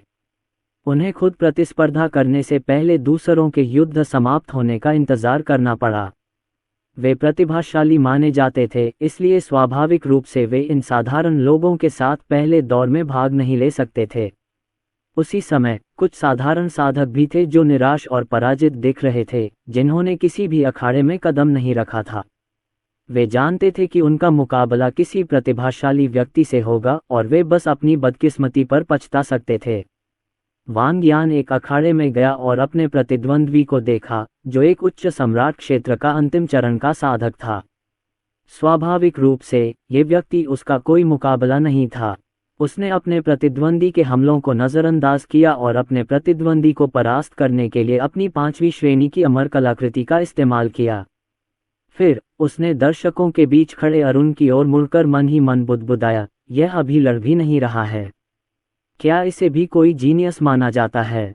2 दिन पहले हेवनली स्पिरिट सिटी से भागने के बाद वह अपने दोस्तों को प्रतियोगिता के लिए पंजीकरण कराने के लिए एंशिएंट स्पिरिट सिटी ले आया था। वे अभी असंख्य पर्वतों की घाटी में पहुंचे ही थे कि प्रतियोगिता शुरू होने ही वाली थी। उन्हें लगा था कि अरुण नगर स्वामी को अपमानित करने के बाद मर जाएगा, लेकिन अप्रत्याशित रूप से वह बच गया। इसके अलावा जो खबर उन्होंने सुनी थी वह और भी चौंकाने वाली होती जा रही थी। सबसे पहले अरुण ने सैकड़ों कानून प्रवर्तन अधिकारियों को मार डाला। फिर एक और दिन और रात भागने के बाद उसने 50 से अधिक अर्ध दिव्य क्षेत्र विशेषज्ञों को मार डाला। बाद में उसे मिस बेगोंग जियू ने भी अपने साथ ले लिया और वह उसका स्वामी बन गया। कुछ ही दिनों में अरुण इतने ऊंचे पद पर पहुंच गया था। दुनिया वाकई अप्रत्याशित थी। मैंने 800 वर्षों तक साधना की है, फिर भी मैं उनके जैसे सर्वोच्च सम्राट क्षेत्र के साधक से तुलना नहीं कर सकता। मुझे उम्मीद नहीं थी कि वह मिस जियू का करीबी बनेगा और बेईगोन परिवार का संरक्षक बनेगा। लगता है यह आदमी वाकई असाधारण है। वांग यान ने अपना सिर हिलाया और अपने प्रतिद्वंदी की ओर देखा जो जमीन पर दुबका हुआ था। फिर उसने एक आकस्मिक हथेली का प्रहार किया जिससे प्रतिद्वंदी अखाड़े से बाहर हो गया और मैच समाप्त हो गया। इसी समय हजारों लोग या तो स्वेच्छा से अपना पद छोड़कर चले गए या उन्हें बाहर निकाल दिया गया। इनमें से आधे से ज्यादा लोग असंबद्ध साधक थे, जबकि बाकी 100 संप्रदायों के शिष्य थे। इनमें कुछ उत्कृष्ट शिष्य भी थे, लेकिन 9वें स्तर के अर्ध दिव्य क्षेत्र के कई शिष्यों ने युद्ध नहीं किया था, क्योंकि वे दूसरों के युद्ध समाप्त होने का इंतजार कर रहे थे। ये कुछ हद तक उनकी अपनी स्थिति का प्रमाण था। बैंग बैंग, अनगिनत विस्फोट हुए, जब हजारों अंतिम चरण के सर्वोच्च सम्राट क्षेत्र साधक पराजित हुए या मारे गए। शीघ्र ही विस्फोटों की एक और श्रृंखला शुरू हो गई तथा कुछ प्रारंभिक चरण के अर्ध दिव्य क्षेत्र विशेषज्ञ अखाड़े से बाहर उड़ गए। ये दौर बहुत तेजी से आगे बढ़ रहा है। वांग क्यू ने ये शितियान की ओर देखते हुए सिर हिलाया, फिर वांग पेंग, म्यू फैंग, भिक्षु नियानशिन और बाकी लोगों की ओर। वह मुस्कुराया और उससे कहा, तुम्हें जल्दी निकल जाना चाहिए। वांग पेंग का सामना करते समय सावधान रहना। उसके पास 5वीं श्रेणी की दिव्य राजा श्रेणी की कलाकृति है, लेकिन आपसे निपटने के लिए उसे संभवतः इससे भी अधिक शक्तिशाली कलाकृति दी गई है। मुझे पता है। अर्जुन को इसकी परवाह नहीं थी। उसने घाटी में फैले अनगिनत अखाड़ों की ओर देखा। युद्ध लगभग समाप्त हो चुके थे और बचे हुए लोग उत्साह से अखाड़ों में खड़े थे।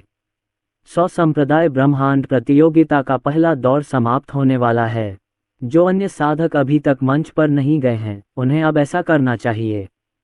रेफरी के रूप में म्यू सुयुआन ने ये घोषणा की और फिर ये शितियान को ठंडी निगाहों से देखा। तभी उसकी नज़र वांग पेंग पर पड़ी। वांग पेंग और ये शितियान के अलावा बाकी सब पहले ही मंच पर जा चुके थे। ऐसा लग रहा था कि ये दोनों नन्हे मुन्ने आखिरी प्रतियोगी बनकर लड़ने को तैयार थे। ये समझ में आता था कि वांग पेंग इंतजार करेगा, क्योंकि वह वास्तव में एक प्रतिभाशाली व्यक्ति था, लेकिन ये शितियान, क्या निम्न स्तर के मार्शल विमान से आया ये छोटा सा बदमाश सचमुच सोचता था कि वह प्रतिभाशाली है? खैर, सब ठीक था। अगर उसने पहले की लड़ाइयों में हिस्सा लिया होता तो बहुत कम लोगों को पता चलता कि लगातार लड़ाइयों के कारण उसकी हार कितनी बुरी होगी, लेकिन अब तो उसका भयानक अंजाम सबको देखने को मिलने वाला था। वांग पेंग सबके सामने अरुणुप को पीटेगा। आज उसके घमंड को ठेस पहुंचेगी। म्यू फैंग अंततः उसे मार डालेगा, लेकिन तब तक उसे अपमान के बाद अपमान सहना पड़ेगा। उसी समय म्यू फैंग, भिक्षु नियानशिन, लिन जुवान और अन्य प्रतिभाशाली लोग पहले ही अपने क्षेत्र में प्रवेश कर चुके थे। वे सभी सर्वश्रेष्ठ थे। पहले दौर में उनके लगभग सभी प्रतिद्वंद्वी साधारण साधक थे, इसलिए वे आसानी से अपनी लड़ाइयां जीत गए और अपने अपने क्षेत्रों में लौट गए। जैसे ही म्यू फैंग अपने अखाड़े से नीचे उतरे, उनकी गहरी निगाहें अरुण और फिर वांग पेंग पर टिक गईं। उन्होंने अपनी आवाज़ वांग पेंग तक पहुंचाई और कहा, अब ये तुम पर निर्भर है। उसी समय युद्ध देख रहे अनगिनत साधकों, जिनमें विजयी हुए 75,000 लोग भी शामिल थे, की नज़रें अर्जुन और वांग पेंग पर टिक गईं। कई लोगों ने कहा, वे ही एकमात्र ऐसे लोग हैं जिन्होंने अभी तक लड़ाई नहीं लड़ी है। ये दोनों लोग दिखावा करने में बहुत अच्छे हैं। जाहिर है अरुण लड़ने की हिम्मत नहीं कर रहा है, वरना वह अभी अखाड़े में क्यों नहीं आया? म्यू फैंग और कून बाई तो अपनी लड़ाई पहले ही खत्म कर चुके हैं, लेकिन एक निम्न स्तरीय मार्शल प्लेन का ये सुंदर लड़का अपने अंगूठे घुमाने में व्यस्त है। भीड़ के नजरिए से अरुण स्पष्ट रूप से डरा हुआ था, जैसा कि निम्न स्तर के मार्शल प्लेन से किसी से अपेक्षा की जाती है। हालांकि अफवाहें फैल रही थीं, अर्जुन शांत और संयमित रहे। उन्होंने अपने हाथ पीठ के पीछे कर लिए, मानो उन्हें कोई परवाह ही न हो। उसी समय पांचों जजों की नज़र अरुण और वांग पेंग पर पड़ी। अंकल झेंग की भौहें तन गईं। उन्हें नहीं पता था कि अरुण क्या करने वाला है। उड़ते सारस महल, झेनकोंग मंदिर और बैंगनी वन संप्रदाय के बुजुर्ग मानो कोई तमाशा देख रहे हों। उन्होंने वांग पेंग और अर्जुन की तरफ देखा और कुछ नहीं कहा। वे बस इंतजार करते रहे। म्यू सुयुआन 2 बार खांसा। अरुण की ओर देखते हुए उसकी नज़रें गरिमापूर्ण हो गईं और उसने गंभीर स्वर में कहा, इस 100 संप्रदायों की ब्रह्मांड प्रतियोगिता में 1,50,000 प्रतिभागी हैं। अब तक 30,000 से ज़्यादा मार्शल आर्टिस्ट मारे जा चुके हैं। जाहिर है, प्रतिभागियों में कुछ निकम्मे लोग भी हैं। वे काफ़ी मशहूर हैं, लेकिन डरपोक और कमज़ोर हैं। वे अखाड़े में कदम रखने की भी हिम्मत नहीं करते।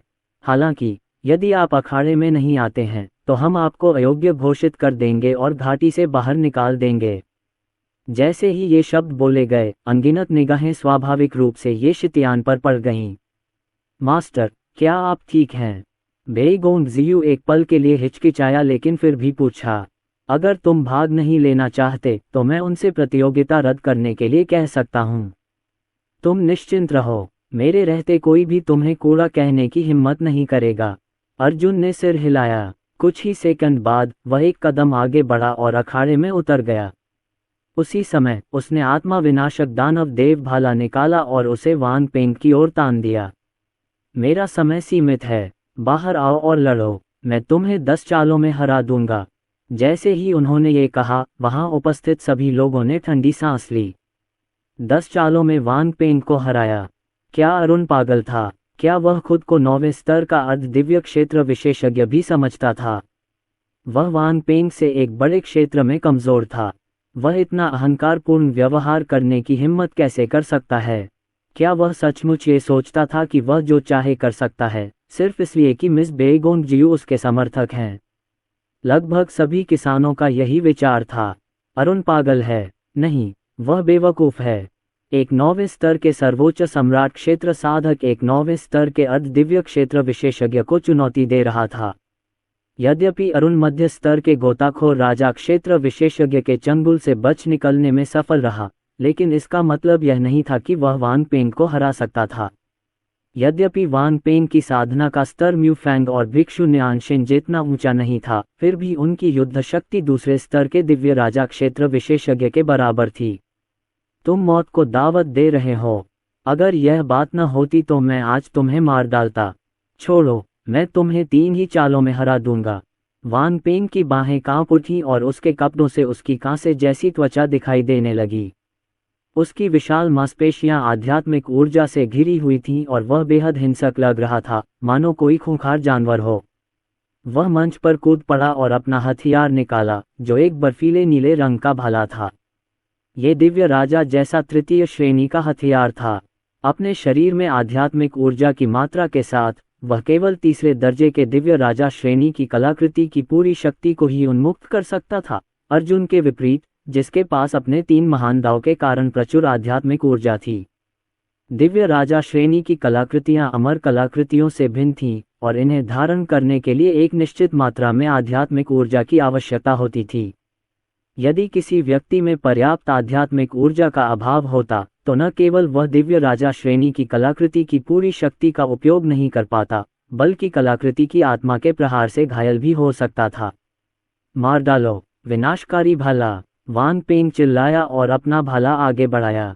अनगिनत आकाशीय हवाएं भाले के सिरे पर बहीं और भाला ठंडी चमक के साथ फूट पड़ा, जो पूरे अखाड़े में फैल गई। हुश हुश हुश। पूरा अखाड़ा आकाशीय पवन भालों से भरा हुआ था, जो आगे पीछे नाच रहे थे। इनमें से हर भाले में सर्वोच्च सम्राट क्षेत्र के साधक को तुरंत मार डालने की शक्ति थी। वांग पेंग ने ये शितियान से निपटने के लिए इस हमले का इस्तेमाल निर्दयी तरीके से किया। नष्ट करना। एक पल में हजारों भाले गिर पड़े। भालों के बीच एक बर्फीला अजगर भी था। ये वांग पेंग के दिव्य राजा ग्रेड हथियार में कलाकृति आत्मा की अभिव्यक्ति थी। जाहिर है, वांग पेंग अरुणिन को एक ही चाल में हराना चाहता था। उस उकसावे के बाद वह म्यूफैंग से किया गया अपना वादा भी भूल गया कि वह अरुण को गंभीर रूप से घायल कर देगा और उसे जीवित छोड़ देगा। 3 स्वर परम भाला तकनीक।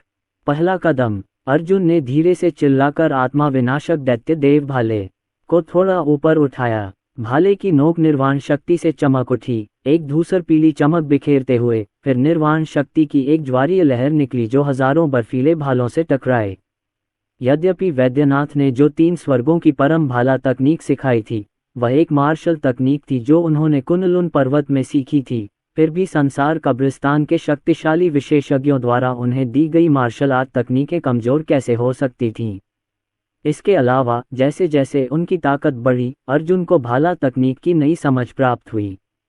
धमाका धमाका, बर्फ के भाले टूटते ही धमाके होने लगे। बर्फ का ड्रैगन भी टूटने लगा था और फिर अंतिम प्रहार करने के बाद यह असंख्य बर्फीले क्रिस्टलों में फट गया जो बिखर गए। मैंने कहा था कि मैं तुम्हें 10 चालों में मार डालूंगा, तो ये रही दूसरी चाल। अर्जुन ने आगे बढ़कर वान पेंग के भाले को कसकर पकड़ लिया और उस पर लगातार मुक्के बरसाए। हर मुक्के से अखाड़ा हिलने लगा और जमीन फटने लगी। बस्टर्ड, ऐसा हो ही नहीं सकता। वान पेंग ने जवाबी हमला किया और अपने भौतिक शरीर से अर्जुन से युद्ध किया। उसने यह मानने से इनकार कर दिया कि अपने भौतिक शरीर से युद्ध करने पर उसे कोई नुकसान होगा। चूंकि वह अब अपने दिव्य राजा स्तर के हथियार का इस्तेमाल नहीं कर सकता था, इसलिए उसने अपने भौतिक शरीर का इस्तेमाल किया। बैंग बैंग बैंग, बार बार टक्करों की आवाज़ें गूंज रही थीं और धूल और धुआं चारों ओर बिखरा हुआ था। दर्शक ये तो नहीं देख पा रहे थे कि क्या हो रहा है, लेकिन वे लड़ाई की तीव्रता को महसूस कर पा रहे थे। लिन शुवान की नज़रें मू फैंग को देखते हुए अलग थीं। उसके दिल में लहरें उठीं और उसने सोचा, अरुनिया उतनी सरल नहीं है जितना हमने सोचा था। मैं समझ नहीं पा रहा हूं कि युद्ध में क्या हो रहा है, लेकिन उनके प्रहारों के प्रभाव से उत्पन्न आघात तरंगें ही प्रारंभिक अवस्था के अर्ध दिव्य क्षेत्र के साधकों को मार डालने के लिए पर्याप्त हैं। क्या ऐसा हो सकता है कि म्यू फैंग जानता था कि वह अरुण को निष्पक्ष रूप से नहीं हरा सकता, इसलिए उसने वान पेंग से उसे मारने या घायल करने के लिए कहा। यहाँ तक कि भिक्षु न्यानशिन, जो बाई, जिन म्यू और अन्य प्रतिभाशाली लोग भी उत्सुक थे। क्या अरुण निम्न स्तरीय मार्शल प्लेन से नहीं था? वह इतना शक्तिशाली कैसे हो सकता है? अन्य दर्शक भी झटके महसूस कर सकते थे और उनके चेहरे पीले पड़ गए। वे अविश्वास से अखाड़े की ओर देखने लगे और सोचने लगे, अरुणिस बहुत शक्तिशाली है। ऐसा नहीं था कि वह लड़ने से डरता था, बल्कि वह चाहता था कि हर कोई उसे अखाड़े में लड़ते हुए देखे ताकि वह प्रसिद्ध हो जाए और सभी को चुप करा दे। अखाड़े में वान पेंग उड़ गया था और उसका भाला जमीन में धंस गया था। उसका शरीर भी धीरे धीरे कमजोर होता जा रहा था और साफ जाहिर था कि वह गंभीर रूप से घायल हो गया था। ये शितियान की निर्वाण शक्ति ने उसके जीवन के हजारों साल खा लिए थे। ये सच था कि वान पेंग 9वें स्तर का अर्ध दिव्य क्षेत्र विशेषज्ञ था, लेकिन उसका युद्ध अनुभव अर्जुन से अधिक समृद्ध कैसे हो सकता था? उनके दोनों हथियार दिव्य राजा स्तर की कलाकृतियां थीं, लेकिन वान पेंग की युद्ध तकनीक अर्जुन की तुलना में बहुत कमतर थी। अपने महान दाव या अपने वंश की शक्ति के बिना वान पेंग अर्जुन का विरोध कैसे कर सकता था? उस समय अर्जुन अभी भी उसे मुक्के मार रहा था। उसके जख्मों से खून बह रहा था और उसका बायां हाथ भी टूट गया था। टकराना, वान पेंग एक तरफ लुढ़क गया। वह गुस्से से भर गया। अरे नीच जानवर, निर्वाण शक्ति का इस्तेमाल करने की तेरी हिम्मत कैसे हुई? पहले तो मैं तुम्हें सिर्फ अपंग बनाना चाहता था, लेकिन अब तुमने मुझे मजबूर कर दिया है। मैं तुम्हें मार डालूंगा। अगले ही पल वान पेंग ने विनाशक पत्थर से गढ़ा हुआ हथियार निकाला। जैसे ही उसने उसे बाहर निकाला, हवा एक भयानक आभा से भर गई। फुफ फुफ, आसपास का तापमान तेजी से गिर गया और हथियार से रक्त लाल चमक निकली, जिससे ऐसा लगा जैसे कोई राक्षस पैदा हो गया हो। ये बेहद भयानक था। ये शिटियन, आज मैं तुम्हें समझाऊंगा कि लिंगवू महाद्वीप किस प्रकार का स्थान है। अगर तुम्हारे पास कोई आखिरी शब्द हो तो बेझिझक कह देना, क्योंकि तुम्हें कोई नहीं बचा सकता, सातवीं मिस भी नहीं। वान पेंग ने सहजता से अपनी कृपाण लहराए और विनाशकारी शक्ति फैल गई। धूल और धुआं दूर हो गया तथा वे एक बार फिर सार्वजनिक दृश्य में आ गए। उसने गहरी और विक्षिप्त दृष्टि से अर्जुन की ओर इशारा किया। उसका शरीर हत्या की भावना से भरा हुआ था। मैं तुम्हें अपने अंतिम शब्द कहने के लिए 3 सेकंड का समय देता हूँ। अगले साल इसी दिन आपकी पुण्यतिथि होगी। पुण्यतिथि, आज तुम्हारी पुण्यतिथि है। अर्जुन तिरस्कार से बोला। उसने आत्मा विनाशक दैत्य देव भाला रख दिया और देव संहारक तलवार निकाल ली। वान पेंग, तुम क्या कर रहे हो? मैंने तुमसे कहा था कि उसे अपंग बना दो, मार डालो नहीं। म्यू फैंग चिल्लाया। मैं ये शितियान को मार डालूंगा। तुम मुझसे ये नहीं छीन सकते। वान पेंग, रुको। म्यू फैंग अब और भी पागल हो गया था। उसने खंभे को पकड़ लिया और दहाड़ा, अरुनिस मेरा है, मैं ही उसे मार सकता हूँ। तुम क्या कर रहे हो? वांग पेंग, म्यू फैंग की आवाज़ पूरी घाटी में गूंज उठी, जिसने सबका ध्यान अपनी ओर खींचा। सभी दर्शकों के चेहरे पर अलग अलग भाव थे। म्यू फैंग सचमुच पागल हो गया था। अरुण को अपने हाथों से मारने के लिए वह वास्तव में इतनी दूर चला गया था। रुको, ये देखकर कि वांग पेंग अभी भी शक्ति जमा कर रहा था, म्यू फैंग अखाड़े में कूदने वाला था, लेकिन उसे अन्य बुजुर्गों ने रोक दिया। वह गुस्से से कांपते हुए बस वांग पेंग को घूरता रहा। मुझे ही उसे मारना चाहिए। वांग पेंग, मैंने तुम्हें एक दिव्य राजा स्तर का हथियार दिया था ताकि तुम ये शितियान को न मार सको, लेकिन तुमने अपना वादा तोड़ दिया। तुम कमीने, क्या हुआ? क्या तुम सब सोचते हो कि मुझे मारना इतना आसान है? अर्जुन ने दोनों हाथों से अपनी तलवार पकड़ ली और शक्ति संचय कर रहा था। उसकी जीवन शक्ति और निर्वाण शक्ति देव संहारक तलवार में प्रवाहित हो रही थी और वह वांग पेंग से मृत्यु तक लड़ने के लिए तैयार था। उसकी नज़र उन तमाम प्रतिभाशाली लोगों और बुजुर्गों पर पड़ी जो इस दृश्य को भावशून्यता से देख रहे थे। वह हंसे बिना नहीं रह सका। तुम मुझे इतनी बुरी तरह मारना चाहते हो, इस हद तक कि मुझे कमज़ोर करने के लिए तुम्हें किसी और को भी भेजना पड़ा। मू फैंग, अगर तुम मुझे मारना चाहते हो तो तुम किसी भी समय मुझसे लड़ने आ सकते हो। हालांकि मैं तुम्हें निश्चित रूप से नष्ट कर दूंगा, जैसे मैं वांग पेंग को नष्ट करने वाला हूं। अभिमानी, अत्याचारी, ऐसी विकट परिस्थिति में भी अरुण अभी भी अहंकारी था। निजी कमरे में बेगोंग जियू थोड़ा चिंतित था। वांग पेंग के पास विनाशक पत्थर से बना एक हथियार है। मुझे डर है कि गुरु मुसीबत में हैं। वांग क्यू, तैयार हो जाओ। यदि मास्टर खतरे में हैं, तो आपको तुरंत उन्हें बचाकर भाग जाना चाहिए। विनाशकारी पत्थरों में विनाश के नियमों की शक्ति समाहित थी। यद्यपि संहार शक्ति निर्वाण शक्ति के समान थी, एक का निर्माण नियमों की शक्ति से हुआ था, जबकि दूसरी विशुद्ध रूप से एक विशिष्ट शक्ति थी। दोनों की शक्ति में बहुत अंतर था। अगर उसके स्वामी की निर्वाण शक्ति में निर्वाण के नियमों की शक्ति भी शामिल न हो तो वह हार सकता है। वांग पेंग के हाथ में जो हथियार था वह कम से कम आदिम अराजकता स्तर की कलाकृति के बराबर तो था। वाह! वांग पेंग और अर्जुन ने एक साथ हमला किया तो आकाश में प्रकाश की लहरें फैल गईं। वांग पेंग का हथियार अर्जुन की देव संहारक तलवार से टकराया, जिससे एक चौंकाने वाला विस्फोट हुआ। जल्द ही एक आकृति उड़कर अखाड़े में लुढ़क गई। वह ये शितियान थी। इस समय ये शितियान के कपड़े फट चुके थे और उसके मुंह के कोने से लाल खून बह रहा था। उसे गंभीर चोट लगी थी। बाहरी लोगों के लिए तो यही उम्मीद थी। आखिरकार वांग पेंग के हमले में विनाश के नियमों की शक्ति समाहित थी। नामात्र शक्तियों को केवल अत्यंत शक्तिशाली साधकों द्वारा ही नियंत्रित किया जा सकता था। ये शितियान इतना मजबूत नहीं है। उसका हथियार वांग पेंग के हथियार से तुलना नहीं कर सकता। वह हारने वाला है। अरुण बहुत घमंडी था। इस बार तो शायद मर ही जाएगा। बहुत से लोग बातें कर रहे थे। वांग यान जैसे कुछ लोग, जिनका दर्जा अर्जुन जैसा ही था, आहें भर रहे थे।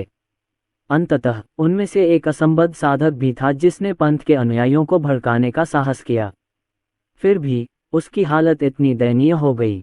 बुरा नहीं, म्यू सुयुआन ने अपनी दाढ़ी सहलाते हुए हल्के से सिर हिलाया। मेरा आदेश सुना दो। अगर अर्जुन मरा नहीं है तो उसे दूसरे राउंड में आगे बढ़ने दो। म्यू फैंग को उससे लड़ने दो। अगर वह मर गया तो उसे कुत्तों को खिला दिया जाएगा। ये शितियान, तुमने मेरे संप्रदाय का अपमान करने की हिम्मत कैसे की? मैं तुम्हें चैन से मरने भी नहीं दूंगा। वांग क्यू, जल्दी करो और जाओ। बेगोंग जियू बेहद चिंतित थी और बेचैनी से अपने पैर पटक रही थी। जैसे ही वांग क्यू कुछ करने ही वाला था, अर्जुन धीरे से उठ खड़ा हुआ। पाताल लोक की लपटों ने उसे घेर लिया और वह वांग पेंग को ऐसे घूर रहा था जैसे कोई शिकारी अपने शिकार को घूर रहा हो। क्या तुम्हें लगता है कि तुम मुझे सिर्फ इसी से घायल कर सकते हो? आप सभी कहते हैं कि निम्न स्तरीय मार्शल विमानों के लोग चींटियां हैं, लेकिन आज मैं तुम्हें एक बात बता दूं, तुम मेरे निम्न स्तरीय सैन्य क्षेत्र के लोगों को नाराज नहीं कर सकते। बेटे, मैं तुम्हें उसके हथियार को नष्ट करने के लिए अपनी शक्ति का एक हिस्सा दूंगा। धन्यवाद सीनियर। अर्जुन का आभामंडल लगातार बढ़ता गया और वह अर्ध दिव्य क्षेत्र के शिखर पर पहुंच गया। तथा आध्यात्मिक ऊर्जा और रक्तसार की मात्रा अभी भी बढ़ रही थी। ये पहले से कई गुना अधिक शक्तिशाली था। ये कैसे हो सकता है? उसका आभामंडल आसमान छू रहा है। पिछली बार वाली चाल फिर से। उसने ये चाल स्वर्गीय आत्मा नगर के नगर स्वामी के विरुद्ध चलाए। वांग पेंग को होश आया और उसने अरुणिन को भयभीत होकर देखा। हालांकि उसके पास आक्रमण जारी रखने के अलावा कोई विकल्प नहीं था। वांग क्यू, जो कार्रवाई करने ही वाला था, भी रुक गया और आश्चर्य से बोला, युवती, अरुण ने अपना तुरुप का पत्ता इस्तेमाल कर दिया है और अब वह कम से कम तीसरे स्तर के दिव्य राजा क्षेत्र विशेषज्ञ जितना शक्तिशाली है। हालांकि वह नगर स्वामी के साथ युद्ध में जितना शक्तिशाली था उतना अब नहीं है, फिर भी ये बहुत दूर नहीं है। ये शितियान, उसकी पृष्ठभूमि क्या थी? निम्न स्तर के सैन्य क्षेत्र के किसी व्यक्ति के पास ऐसा तुरुप का पत्ता कैसे हो सकता है? एक शीर्ष 9वें स्तर के सर्वोच्च सम्राट क्षेत्र साधक एक दिव्य राजा क्षेत्र विशेषज्ञ की शक्ति को मुक्त कर सकता है। दोनों लोगों के बीच शक्ति का अंतर सिर्फ कुछ गुना से भी ज्यादा था। अगर अरुण अर्ध दिव्य लोक में पहुंचकर इस तुरुप के पत्ते का इस्तेमाल करता तो क्या वह और भी ज्यादा शक्तिशाली नहीं हो जाता? अर्जुन ने वांग पेंग के शक्ति संचय का इंतजार किया। उसने अपने दाहिने हाथ में देव संहारक तलवार पकड़ी और धीरे धीरे आगे बढ़ा। हालांकि इस एक क्रिया ने ही वांग पेंग पर भारी दबाव डाला। उसके आभामंडल ने ही वांग पेंग को दबा दिया। विनाश कृपाण, ये शिटियन, तुम्हें मरना होगा। वांग पेंग घबरा कर चिल्लाया और हवा में उछल पड़ा। उसने अपना हथियार ऊपर उठाया और वार किया। विनाशकारी कृपाण ऊर्जा की एक लहर लाल अर्धचंद्र की तरह उतरी और अजेय हत्या की नीयत ने सबको चौंका दिया। क्या यही आपकी युद्ध शक्ति की सीमा है? बहुत कमजोर, अर्जुन ने तिरस्कारपूर्वक कहा। कुछ ही क्षणों बाद उसने वांग पेंग की ओर देव संहारक तलवार तान दी। तलवार की क्यू की धारियां चारों दिशाओं में इकट्ठी होकर बाहर निकली, जिससे ऊर्जा की लाल अर्धचंद्राकार लहर नष्ट हो गई और फिर वांग पेंग को अपनी चपेट में ले लिया। झनकार, झनकार, झनकार, टक्करों और विस्फोटों की आवाजें गूंजने लगीं और खून की बारिश होने लगी। जैसे ही वांग पेंग का शरीर फट गया, उसकी आत्मा एक पल में नष्ट हो गई। सभी दर्शक इस दृश्य को भय और अविश्वास से देख रहे थे। ये शिटियन, तुम्हारी हिम्मत कैसे हुई? तुम्हारी हिम्मत कैसे हुई मेरे शिष्य को मारने की? फ्लाइंग क्रेन पैलेस के आंतरिक संप्रदाय के मुखिया चेन तियान गुस्से से भर गए और मेज पटक दी। उन्होंने कभी सोचा भी नहीं था कि वांग पेंग ये शितियान के हाथों मारा जाएगा। असंभव, एक निम्न स्तरीय मार्शल विमान का एक बदमाश वांग पेंग को कैसे हरा सकता है? उसे मारना तो दूर की बात है। ये शितियान, तुम मौत को दावत दे रहे हो। चेन तियान आकाश में उड़ गया और स्थानिक नियमों की शक्ति ने उसके शरीर को घेर लिया। वह आदिम अराजकता क्षेत्र का विशेषज्ञ भी था। अर्जुन को मारने के प्रयास में उसने स्थानिक नियमों की नामात्र शक्ति एकत्रित करते हुए लगातार अपने हाथों से मुहरें बनाईं। चेन तियान, तुम क्या करने की कोशिश कर रहे हो? क्या तुम्हें लगता है कि मैं अपने रहते हुए तुम्हें इतनी बेशर्मी से काम करने दूंगा? अंकल झेंग भी आकाश में उड़ गए, लगातार स्थानिक नियमों की नामात्र शक्ति इकट्ठा करते रहे। जाहिर है, वे चेन तियान से ज्यादा ताकतवर थे। अपने हाथ की एक लहर से उन्होंने एक स्थानिक ब्लेड को संघनित किया जिसने चेन तियान द्वारा इकट्ठा की गई शक्ति को बिखेर दिया। उसने गुस्से से कहा, अरुणिस बेगोन परिवार का संरक्षक है और 7वीं मिस का स्वामी भी। अगर तुमने उस पर हमला करने की हिम्मत की तो तुम बेगोन परिवार को भड़का दोगे। इसके अलावा प्रतियोगिता में लड़ाई जीवन और मृत्यु की लड़ाई है। झेंग कुंग, तुम। चेन तियान ने अंकल झेंग को घूरा। आखिरकार वह रुका और जज की सीट पर वापस बैठ गया। उसने अर्जुन को घूरते हुए कहा, साले, इस बार तू भाग्यशाली रहा। अगर मैं कभी अकेले में तुमसे टकराया तो मैं तुम्हें मार डालूंगा। अंत में चेन तियान ने कोई कदम नहीं उठाया। झेंगकोंग मंदिर और बैंगनी वन संप्रदाय के बुजुर्गों ने भी मदद करने का कोई इरादा नहीं दिखाया। खैर, म्यू फैंग तो अभी भी था। शायद वो बदला लेने वाला अरुण को मारकर वांग पेंग का बदला ले पाएगा। यदि म्यू फैंग इसे हल नहीं कर सका तो वह म्यू सुयुआन के साथ हाथ मिलाएगा और ये शितियान को मार देगा।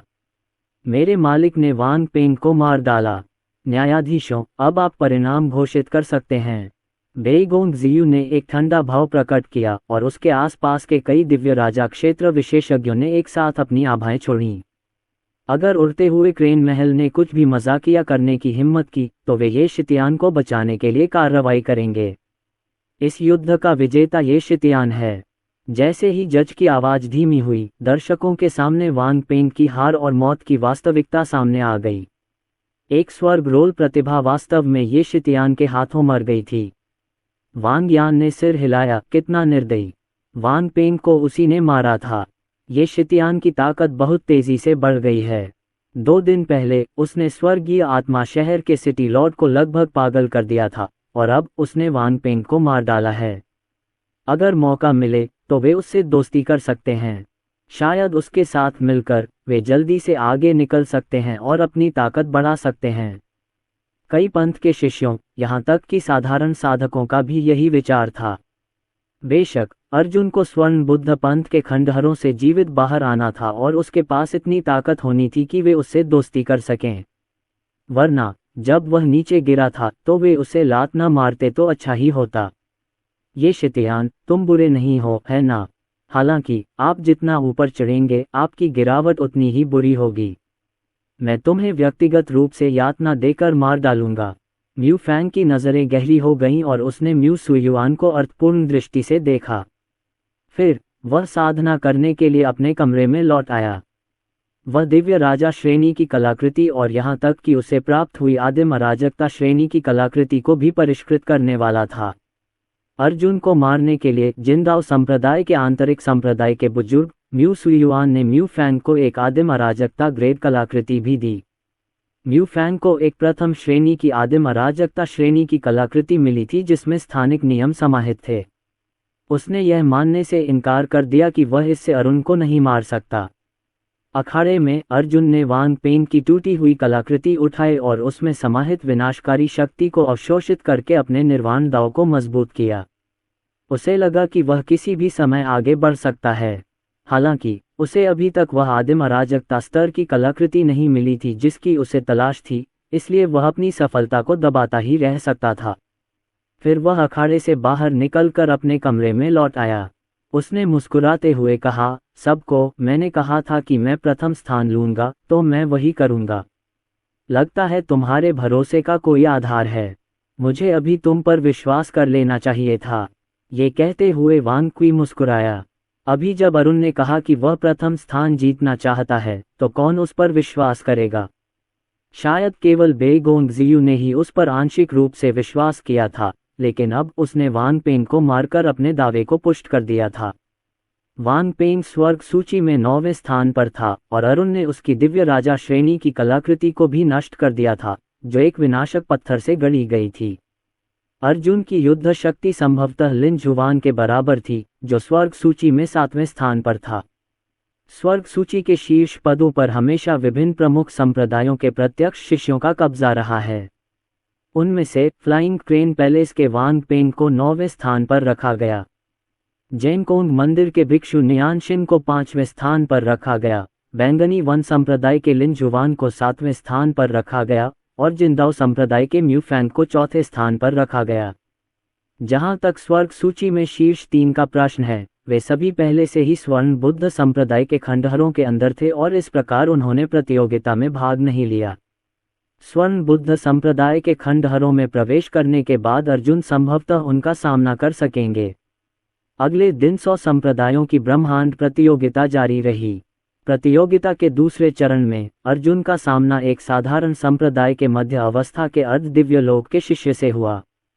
इससे पहले कि वह अपने प्रतिद्वंद्वी का अभिवादन भी कर पाता, दूसरे पक्ष ने आत्मसमर्पण कर दिया। उसके बाद तीसरे और चौथे दौर में अर्जुन का सामना किसी भी स्वर प्रक्षेप विशेषज्ञ से नहीं हुआ। यह शायद आंतरिक संप्रदाय के बुजुर्गों की करतूत थी, जो ये सुनिश्चित करने की कोशिश कर रहे थे कि उनके सभी शिष्य स्वर्ण बुद्ध संप्रदाय के खंडहरों में प्रवेश के योग्य हों। छठे राउंड में अर्जुन का मुकाबला म्यू फैंग से हुआ। लॉटरी निकालने का काम पूरा हो गया है। प्रतियोगिता का छठा दौर आपके द्वारा चुने गए प्रतिद्वंद्वियों के अनुसार आयोजित किया जाएगा। 2 घंटे बाद आप अपने लिए निर्धारित संबंधित अखाड़े में लड़ेंगे। शून्य मंदिर के मठाधीश वुवेई ने घोषणा की। अर्जुन ने सिर नीचे किया और हाथ में पकड़े बांस की छड़ी को घूरने लगा। उस पर लिखा था, अरुनंद म्यूफैंग, अखाड़ा 1। 5 दिन हो गए हैं, लेकिन मैंने म्यूफैंग को एक बार भी नहीं देखा है। क्या म्यूफैंग इस दौरान आगे बढ़ पाया? लेकिन यह संभव नहीं है। अगर वह आगे बढ़ भी गया तो स्तर प्रतिबंध के कारण वह स्वर्ण बुद्ध संप्रदाय के खंडहरों में प्रवेश नहीं कर पाएगा। ऐसे में जाहिर है कि उसने कोई ऐसा खजाना हासिल कर लिया है जिसे परिष्कृत करने और उसमें महारत हासिल करने में समय लगेगा। हालांकि जब तक उसके पास दाओ एकीकरण ग्रेड आर्टिफैक्ट नहीं है, वह निश्चित रूप से मर चुका है। जब मैं स्वर्ण बुद्ध संप्रदाय के खंडहरों को छोड़ दूंगा तो मैं जिंदाओ संप्रदाय का सफाया कर दूंगा। म्यूफैंग, जो दूर था, ने अर्जुन की निगाह को भांप लिया और तीखी निगाह से उसका जवाब दिया। अचानक म्यूफैंग ने एक कदम आगे बढ़ाया। ऊर्जा की एक लहर दौड़ गई। जैसे ही वह आकाश में उछला और हवा में मंडराने लगा, उसने बाकी 4000 विशेषज्ञों की ओर देखा और घोषणा की, सब लोग, अरुण और मेरे मन में एक अटूट दुश्मनी है। 2 घंटे, मैं इतना इंतजार नहीं कर सकता। सब लोग, कृपया किनारे हट जाओ। मैं अरुणिन को अग्रिम चुनौती देना चाहता हूँ। उसने एक अमर कलाकृति तलवार मंगवाई और उसे अर्जुन के सामने जमीन में फेंक दिया। अरे शितयान, तू नीची मार्शल दुनिया का कमीना, बाहर आ और मुझसे लड़। मैं आज तुझे मार डालूंगा। आचार्य सूर्यदेव या जियू से मदद की उम्मीद मत करो। अगर वे आज हस्तक्षेप भी करें तो भी वे इस युद्ध का परिणाम नहीं बदल पाएंगे। मालिक, सावधान। म्यूफैंग के पास जाहिर है एक तुरुप का पत्ता है। बेईगोंग जियू चुपचाप आगे बढ़ी और अर्जुन को एक प्रकाश का गोला थमा दिया। उसने मानसिक रूप से कहा, म्यूफैंग का व्यक्तित्व और व्यवहार बहुत बदल गया है। इसमें कोई शक नहीं कि उसने कोई आदिम अराजकता स्तर की कलाकृति या कोई और उतना ही शक्तिशाली खजाना हासिल कर लिया है, इसीलिए वह इतने आत्मविश्वास से काम कर रहा है। गुरुजी, ये 9 जीवन वाला दिव्य दानव प्रेत है जो मेरे पिता ने मुझे दिया था। महत्वपूर्ण क्षणों में ये दुश्मन को मारने के लिए एक शीर्ष स्तरीय आदिम अराजकता क्षेत्र हमला कर सकता है। ले लो, अगर वह प्राइमोडियल कैश ग्रेड आर्टिफैक्ट इस्तेमाल करता है तो तुम भी कर सकते हो। नतीजों की चिंता मत करो। बेईगोंग जियू की नज़र में अर्जुन कुनलुन पर्वत से आया था, इसलिए उसके पास शायद ज्यादा जीवन रक्षक तुरुप के पत्ते नहीं थे। अभी अभी उसने जो तुरुप का पत्ता इस्तेमाल किया वह साफ तौर पर वही तुरुप का पत्ता था जो उसने स्वर्गीय आत्मा नगर के नगर स्वामी के खिलाफ इस्तेमाल किया था। पिछली बार मास्टर के पास इसका इस्तेमाल करने के बाद भागने के अलावा कोई चारा नहीं था, इसलिए शायद यही उसका सबसे बड़ा तुरुप का पत्ता था। यह मध्य स्तरीय दिव्य राजा क्षेत्र विशेषज्ञ के खिलाफ तो ठीक था, लेकिन एक आदिम अराजकता स्तर की कलाकृति एक पूर्ण शक्तिशाली हमला कर सकती थी जो एक अंतिम स्तरीय दिव्य राजा क्षेत्र विशेषज्ञ के बराबर था। तब उसका स्वामी निश्चित रूप से खतरे में होता। उसके पिता ने उसे ढेरों खजाने दिए थे। 9 जीवनों वाला दिव्य दानव प्रेत यह सुनिश्चित कर सकेगा कि उसका स्वामी जीवित बचे और यह युद्ध जीत जाए। मैं अभी उस स्थिति तक नहीं पहुंचा हूं जहां मुझे अपने शिष्यों के खजाने का उपयोग करने की आवश्यकता हो। अर्जुन ने प्रकाश गोलाकार को अस्वीकार कर दिया और सहजता से मुस्कुराया। इसे वापस ले लो। तुम्हारे जीवन रक्षक खजाने तुम्हारी रक्षा के लिए हैं, मेरी रक्षा के लिए नहीं। अगर मुझे अपनी रक्षा के लिए तुम्हारे खजाने की जरूरत है तो मैं तुम्हारा स्वामी बनने के लायक नहीं हूं। लेकिन गुरुजी, मुझ पर भरोसा करो, मैं म्यूफैंग को मार डालूंगा। अर्जुन बाहर आया और म्यूफैंग को निडरता से देखने लगा। आदिकालीन अराजकता स्तर की कलाकृति। तो क्या उसके पास संपूर्ण संसार कब्रिस्तान ही तुरुप का इक्का था? आज वह संदेश भेजने के लिए इस मूर्ख को मार डालेगा। ये शिटियन, तुम यहाँ हो। अच्छा। म्यूफैंग धीरे धीरे पहले क्षेत्र में उतरा और उसकी मुस्कान धीरे धीरे उन्मादपूर्ण हो गई। वह अरुण को मारने से पहले उसे बेइज्जत करना चाहता था, सबके सामने। आज ये शितियान की किंवदंतियां और कारनामे उसके हाथों समाप्त हो जाएंगे। चलो भी, मुझे दिखाओ कि तुम्हारे पास किस प्रकार की आदिम अराजकता श्रेणी की कलाकृति है। अर्जुन के हाथ चमक उठे। उसी समय उसने आत्मा विनाशक दैत्य देव भाला और देव संहारक तलवार निकाल ली। निर्वाण महादाव उसके पीछे तैर रहा था और बौद्ध रून उसके शरीर को घेरे हुए थे। ये दयालु प्रतीत होता था, लेकिन इसमें सभी जीवित प्राणियों का वध करने की शक्ति भी थी। प्राचीन काल से ही बौद्ध धर्मावलंबी दयालु एवं कृपालु रहे हैं और विश्व को बचाना उनका कर्तव्य था। हालांकि अर्जुन ने बौद्ध रूनों का उपयोग एक ऐसी साधना तकनीक को समझने और उपयोग करने के लिए किया था जो सभी जीवित प्राणियों का विनाश कर सकती थी। बुद्ध की मुट्ठी मारना। आदिम अराजकता प्रहार। म्यू फैंग ने प्रकाश का एक हथौड़ा निकाला। बहते प्रकाश का हथौड़ा आकाश में मंडराता रहा और लगातार घूमता रहा, जिससे अनगिनत स्थानिक ब्लेड निकले जो अर्जुन पर बरस पड़े। Bang bang. एक के बाद एक अर्जुन ने बुद्ध की मुट्ठियां छोड़ दीं। उसी समय भाले और तलवार की अनगिनत लंटें आकाश में उड़ गईं और सभी दिशाओं में बिजली चमक उठी। 9वें स्तर के सर्वोच्च सम्राट क्षेत्र साधक और 9वें स्तर के अर्ध दिव्य क्षेत्र साधक के बीच युद्ध ने ऐसी आघात तरंगें उत्पन्न की जो 2 दिव्य राजा क्षेत्र विशेषज्ञों के बीच युद्ध के समान थीं। सभी दर्शक स्तब्ध रह गए और झटके से घायल होने के डर से जल्दी से पीछे हट गए। इसी समय एक चमकता हुआ नीला दरवाजा धीरे धीरे खुला, जिसमें 2 आकृतियां दिखाई दीं। वे मीरा त्रिवेदी और एरा थीं, जो अभी अभी कुनलुन पर्वत से आई थीं। वे दोनों धीरे धीरे बाहर निकले। दरवाजे से बाहर निकलते ही उन्हें अपने चारों ओर घनी आध्यात्मिक ऊर्जा का एहसास हुआ। वे दोनों कांप उठे और आश्चर्य से चारों ओर देखने लगे। ली परिवार के मुखिया ने जो कहा उसके अनुसार ये स्थान भाइये के स्थान से अभी भी 1 लाख से 2 लाख किलोमीटर दूर है। हमारी गति के साथ हम बहुत जल्दी पहुंचने में सक्षम होंगे। हालांकि मीरा त्रिवेदी थोड़ी चिंतित थीं। उनकी भौहें हल्की सी तंग गईं। न जाने क्यों उन्हें लगा कि कोई उन्हें देख रहा है। उन्हें लग रहा था जैसे उनका पीछा किया जा रहा हो, लेकिन वे समझ नहीं पा रही थीं कि क्या हो रहा है। बहन लुओ, यहाँ कई संप्रदाय हैं, है ना? हमें प्राप्त जानकारी के अनुसार ये लिंगवू महाद्वीप है और सभी को सर्वोच्च सम्राट क्षेत्र साधक के रूप में जन्म लेना चाहिए, है ना?